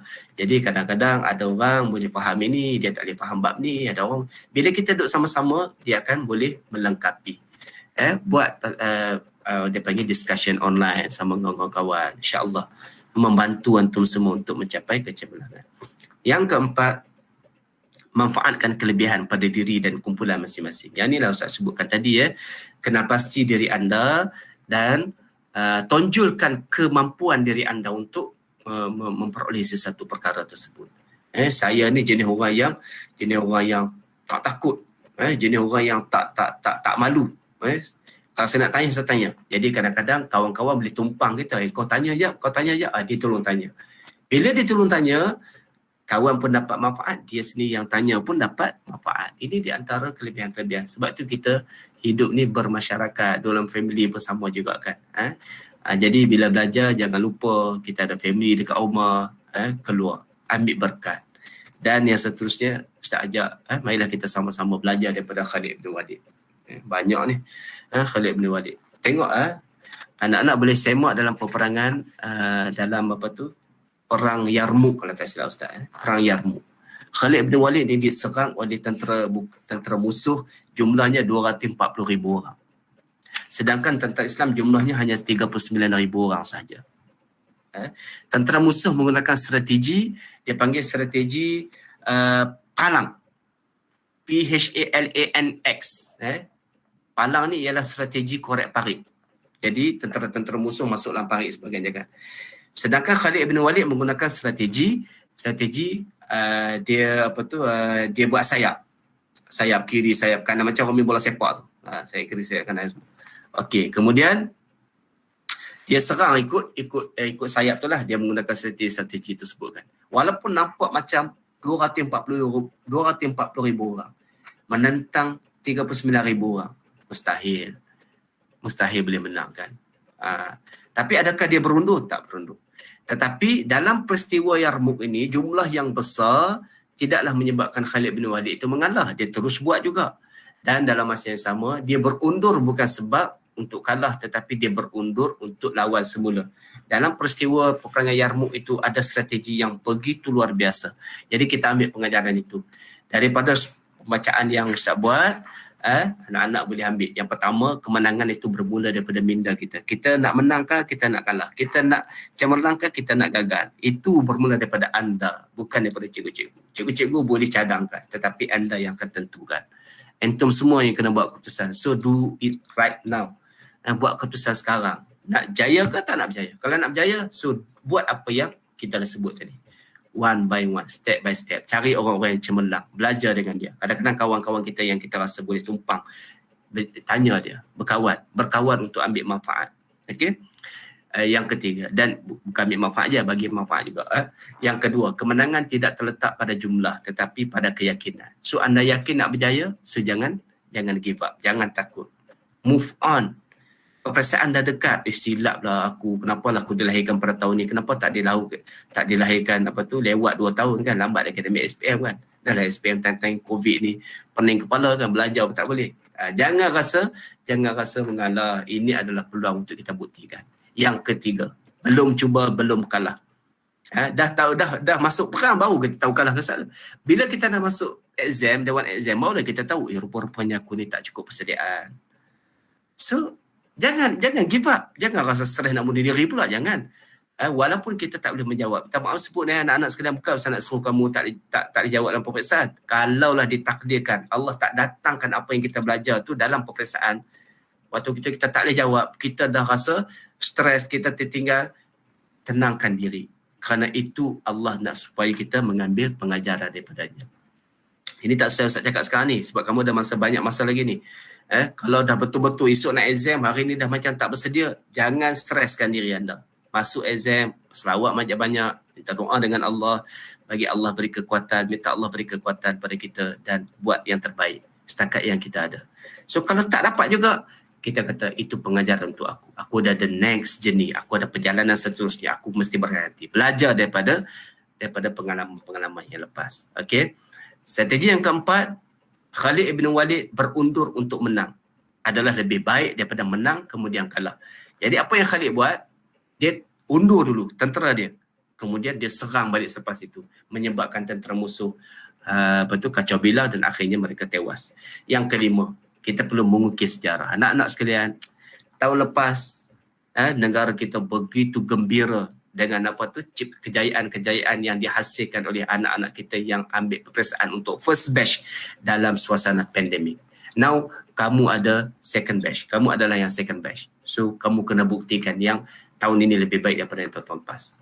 So, bina sejarah itu, ukir sejarah tu, biar orang lain bercakap tentang anda. Orang cakap, oh dulu tu SMKA Pekan Gurun tu boleh je cemerlang, padahal dia pun belajar pun bukannya sempurna sangat, belajar PDPR, duduk di rumah belajar online depan tu semua, tapi boleh cemerlang je. Pasal apa tak boleh? Nanti pandemik dah habis, orang akan sebut nama-nama anda. Subhanallah. Ataupun orang cakap, tengok dulu tu mat tu, minta maaf kalau ada nama mat kat sini tu mat tu dulu nampak macam tak apa nak mengaji, tapi tengok Masya Allah, exam dia hebat dia. Bila dia berubah tu, bila dia bila dia buat perubahan pada diri dia kan, dia start belajar jadi orang yang baik apa semua, dapat cemerlang, orang akan sebut nama-nama tu, nama-nama yang baik. Yang keenam, kesempatan itu janganlah dinanti-nantikan. Tidak ada kesempatan, they have no second chance. Anggaplah kita ni tak ada second chance, peluang-peluang kedua. So jangan tunggu peluang itu datang. Jangan tu, kita kena pergi cari. Ini peluang kita anak-anak sekalian. Kalau kita kalau kita buat benda-benda ni semua ikut apa yang ada dalam ini, sebenarnya Ustaz ambil daripada banyak buku lah. Ustaz cemak ada banyak buku. A'id Al-Qarni, tuan-tuan boleh tengok A'id Al-Qarni. 12 ciri orang cemerlang, sebagainya, banyak. Dan yang terakhir, the power of doa.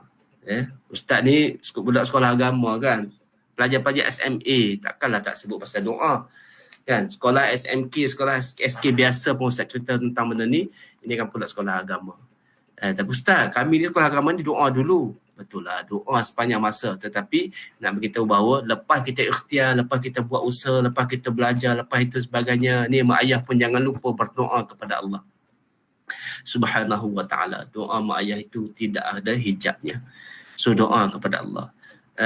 Doa macam mana? Ud'u rabbakum tadarru'an wa khufyah. Minta doa dengan rasa rendah diri dan suara yang lunak dengan Allah Subhanahu wa ta'ala. Ya Allah, aku ada anak, ya Allah, kau tolong aku, ya Allah, bagilah kejayaan pada anak aku ampunkan semua dosa-dosanya, ya Allah, rahmatilah anak aku, bukalah pintu hatinya. Doa dengan hati yang lemah lembut, tuan-tuan. Anak-anak pun sama juga, ya Allah, ampunkan dosaku, ya Allah, aku nak ambil periksa, tolong aku. Allah boleh faham masa Kedah, masa Bali, tak ada masalah. Cumanya jangan tak doa je. Ya Allah, aku dulu malas, ya Allah, tolonglah aku. Tak payah nak buat susun baku sangatlah. Cikgu tak raib pun doa kamu tu. Cikgu tak semak pun doa kamu tu. Kita minta dengan Allah, hanya kita dengan Allah. Bangun tengah malam, anak-anak sekalian. Baca sejarah-sejarah orang yang cemerlang. Ustaz baca sejarah adik yang cemerlang. Dia kata apa? Saya setiap hari saya bangun tengah malam. Bermula daripada tingkatan 1. Subhanallah, 5 tahun, tingkatan 1, tingkatan 2, tingkatan 3, tingkatan 4, tingkatan 5, dia bangun tengah malam buat semayang, tahajud, minta dengan Allah.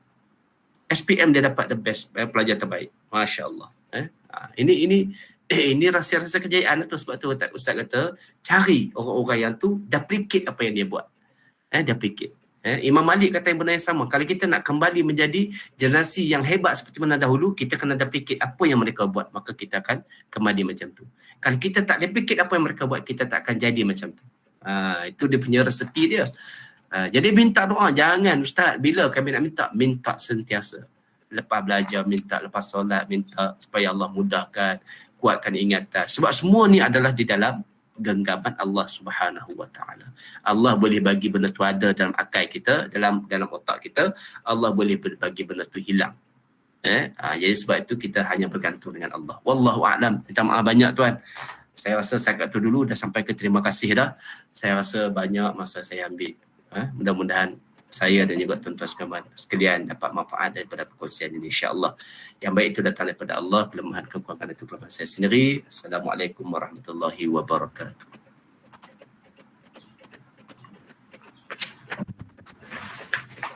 Okay, Majlis merakamkan ucapan terima kasih kepada Al-Fadhil Ustaz Muhammad Kamal atas penyampaian ceramah, nasihat, tip serta motivasi kepada kami semua. Sebelum kita masuk ke sesi Q&A, ada satu pengumuman. Link kehadiran para murid telah diletakkan di ruangan chat box Google Meet, juga di YouTube Smart GTV dan Telegram program kita pada hari ini. Sila isikan kehadiran anda serta jawab soalan yang diberikan. Okay, untuk sesi Q&A ni, para waris, ibu bapa, calon SPM dan STAM maupun para guru boleh bertanya secara terus kepada Al-Fadhil Ustaz Muhammad Kamal atau boleh juga type soalan di ruangan chat box Google Meet, YouTube atau Telegram. Saya akan bacakan soalan tuan-puan semua. Mungkin dalam 2 atau 3 soalan jika ada.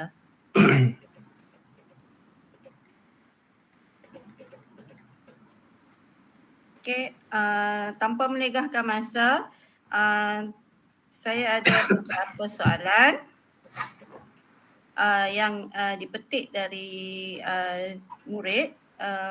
Okey, soalan yang pertama, bagaimana untuk mengekalkan fokus diri bila banyak gangguan luar yang sangat menarik seperti media sosial dan game online?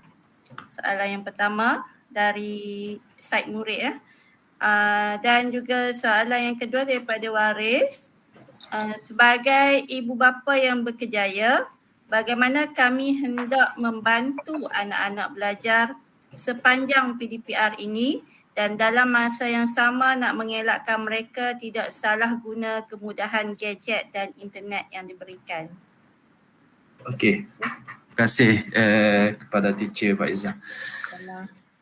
Pertamanya kan, soalan pertama tu macam mana kita nak konsisten lah, maksudnya tak nak terganggu dengan gadget lah apa benda kan.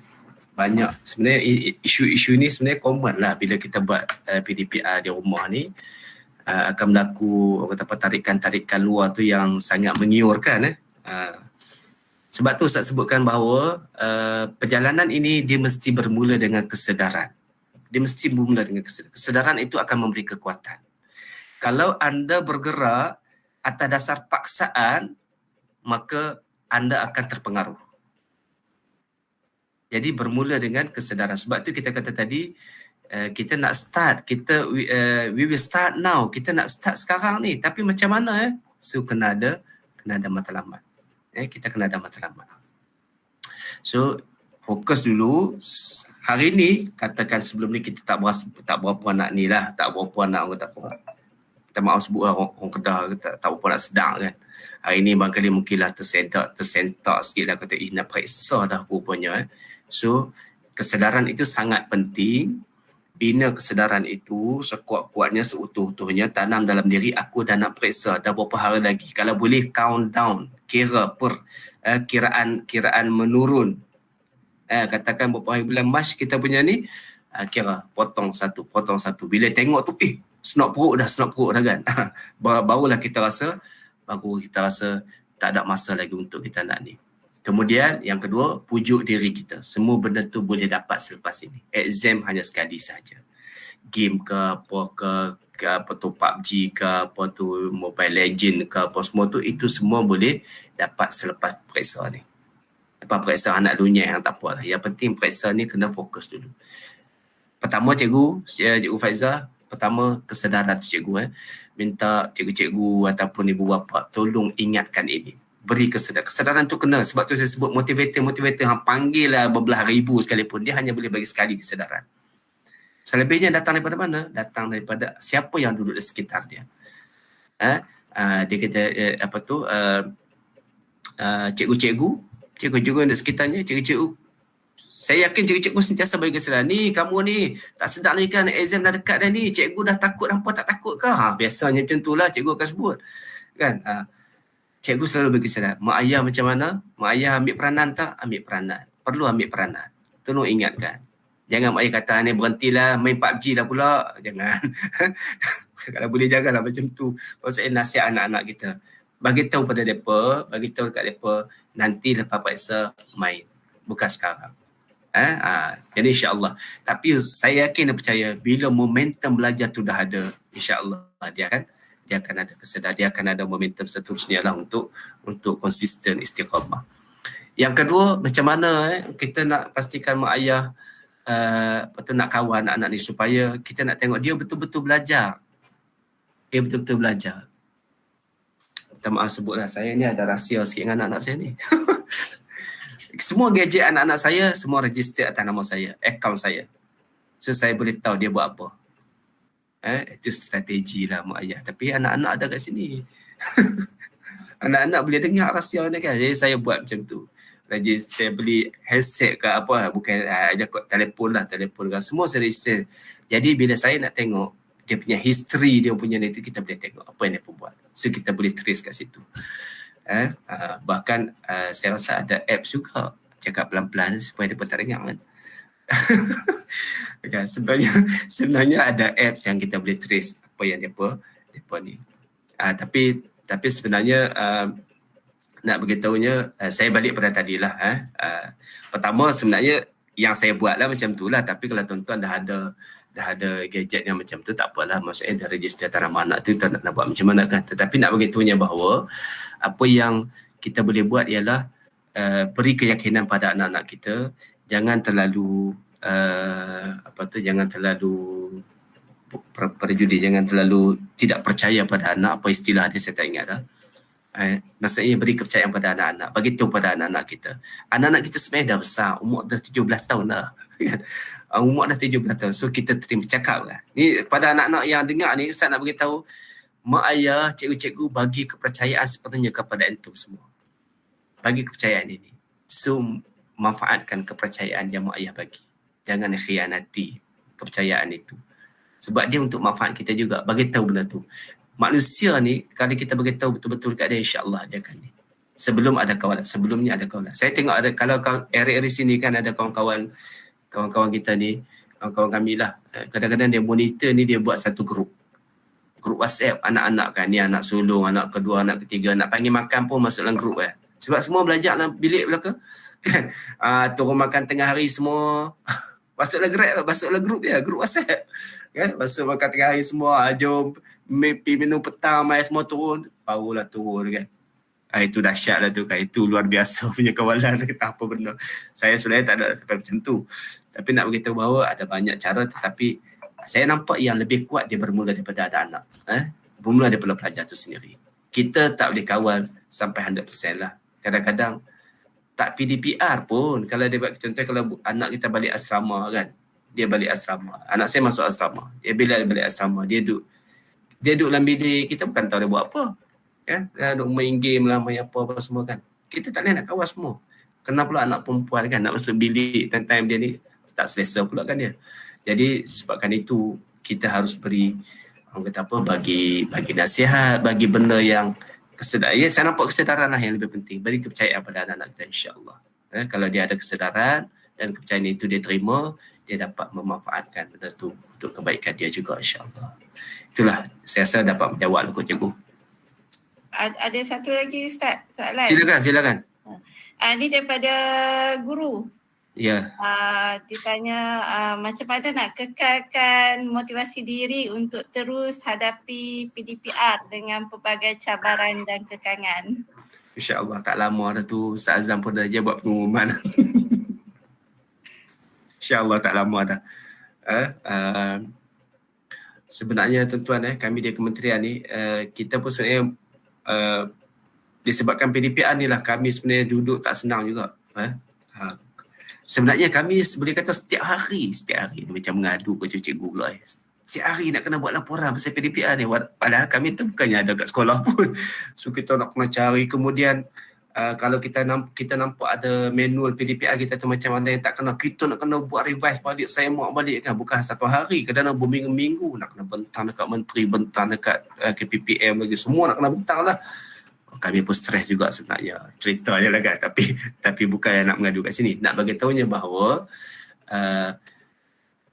inilah dia norma yang tadi Ustaz Azhar sebut lah. Inilah norma baru yang kita ada. Kita tempuh benda ni. Dan barangkali lebih-lebih kerja kita yang kita buat tu barangkali terlebih daripada apa yang sepatutnya dibayar pada kita tu. Kita harapkan itu jadi sedekah amal jariah kita untuk agama kita, insya-Allah.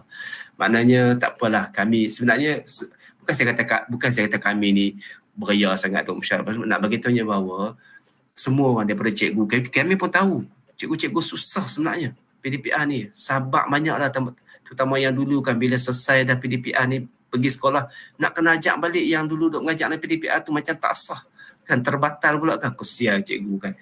So kita macam mana kita nak buat kita itulah sebab kita sama orang Islam ni cakap macam tu ialah kan.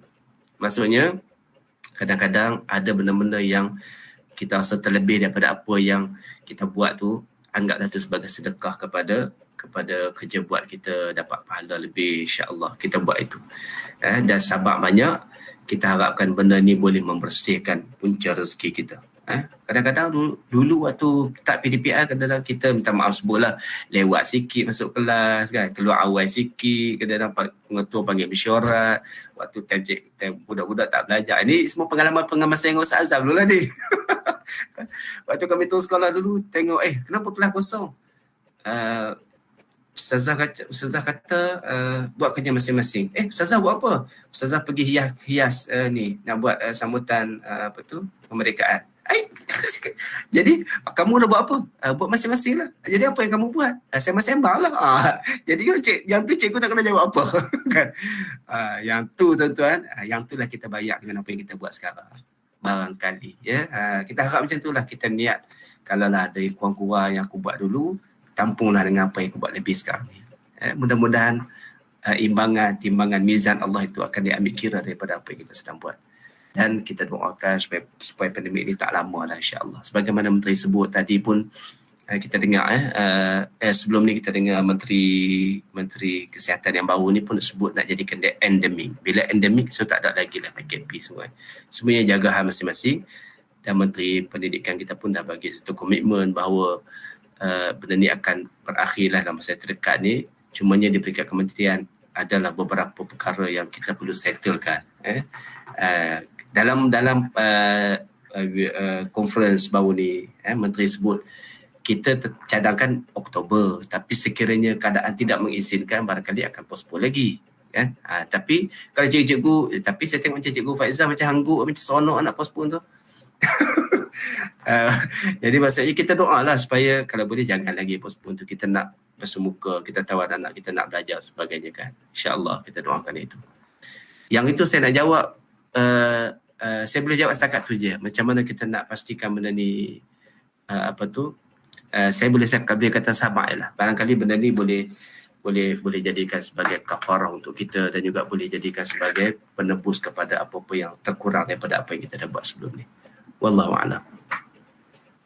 Okay, terima kasih Ustaz. Sama-sama juga. Okay, saya rasa saya dah tak ada soalan lagi dah. Okay, majlis merakamkan ucapan terima kasih kepada Al-Fadhil Ustaz dengan berakhirnya sesi ceramah dan Q&A seperti tadi. Maka selesailah program bicara motivasi waris dan calon SPM dan STAM untuk tahun 2021. Semoga program ini memberikan satu anjakan minda buat semua yang mendengar. Jika tak puas mendengar tadi, tuan-puan boleh ulang dengar di platform YouTube Smart Gurun Smart G TV.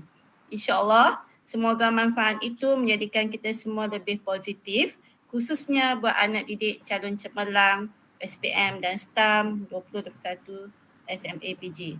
Sekali lagi, pihak majlis merakamkan setinggi-tinggi ucapan terima kasih kepada Al-Fadhil Ustaz Muhammad Kamal Mat Daud, Ketua Penolong Pengarah BPI, atas kesudian menyampaikan motivasi buat kami semua para guru, waris dan juga calon SPM dan STAM. InsyaAllah ada rezeki serta keluangan masa, kita akan menjemput lagi Al-Fadhil Ustaz bersama-sama dengan kita. InsyaAllah. Ucapan terima kasih juga kepada semua pihak yang menjayakan majlis ini khususnya Rusia Program, unit teknikal, Smart G, para guru, ibu bapa dan waris serta calon SPM dan STAM 2021. Yang baik itu dari Allah, segala kekurangan dari diri saya sendiri, kemaafan dipohon andai ada kekurangan sepanjang saya mengendalikan majlis ini. Hingga berjumpa lagi insya-Allah. Majlis ditutup dengan bacaan tasbih kafarah dan surah Al-As. Subhanakallahumma wa bihamdika asyhadu an la ilaha illa anta astaghfiruka wa atubu ilaik. Asrin al-insan fi khusr illa allazina amanu wa amilus solihati. Sekian, wabillahi taufiq wal hidayah. Wassalamualaikum warahmatullahi wabarakatuh. Waalaikumsalam. Waalaikumsalam warahmatullahi wabarakatuh. Terima kasih Ustaz.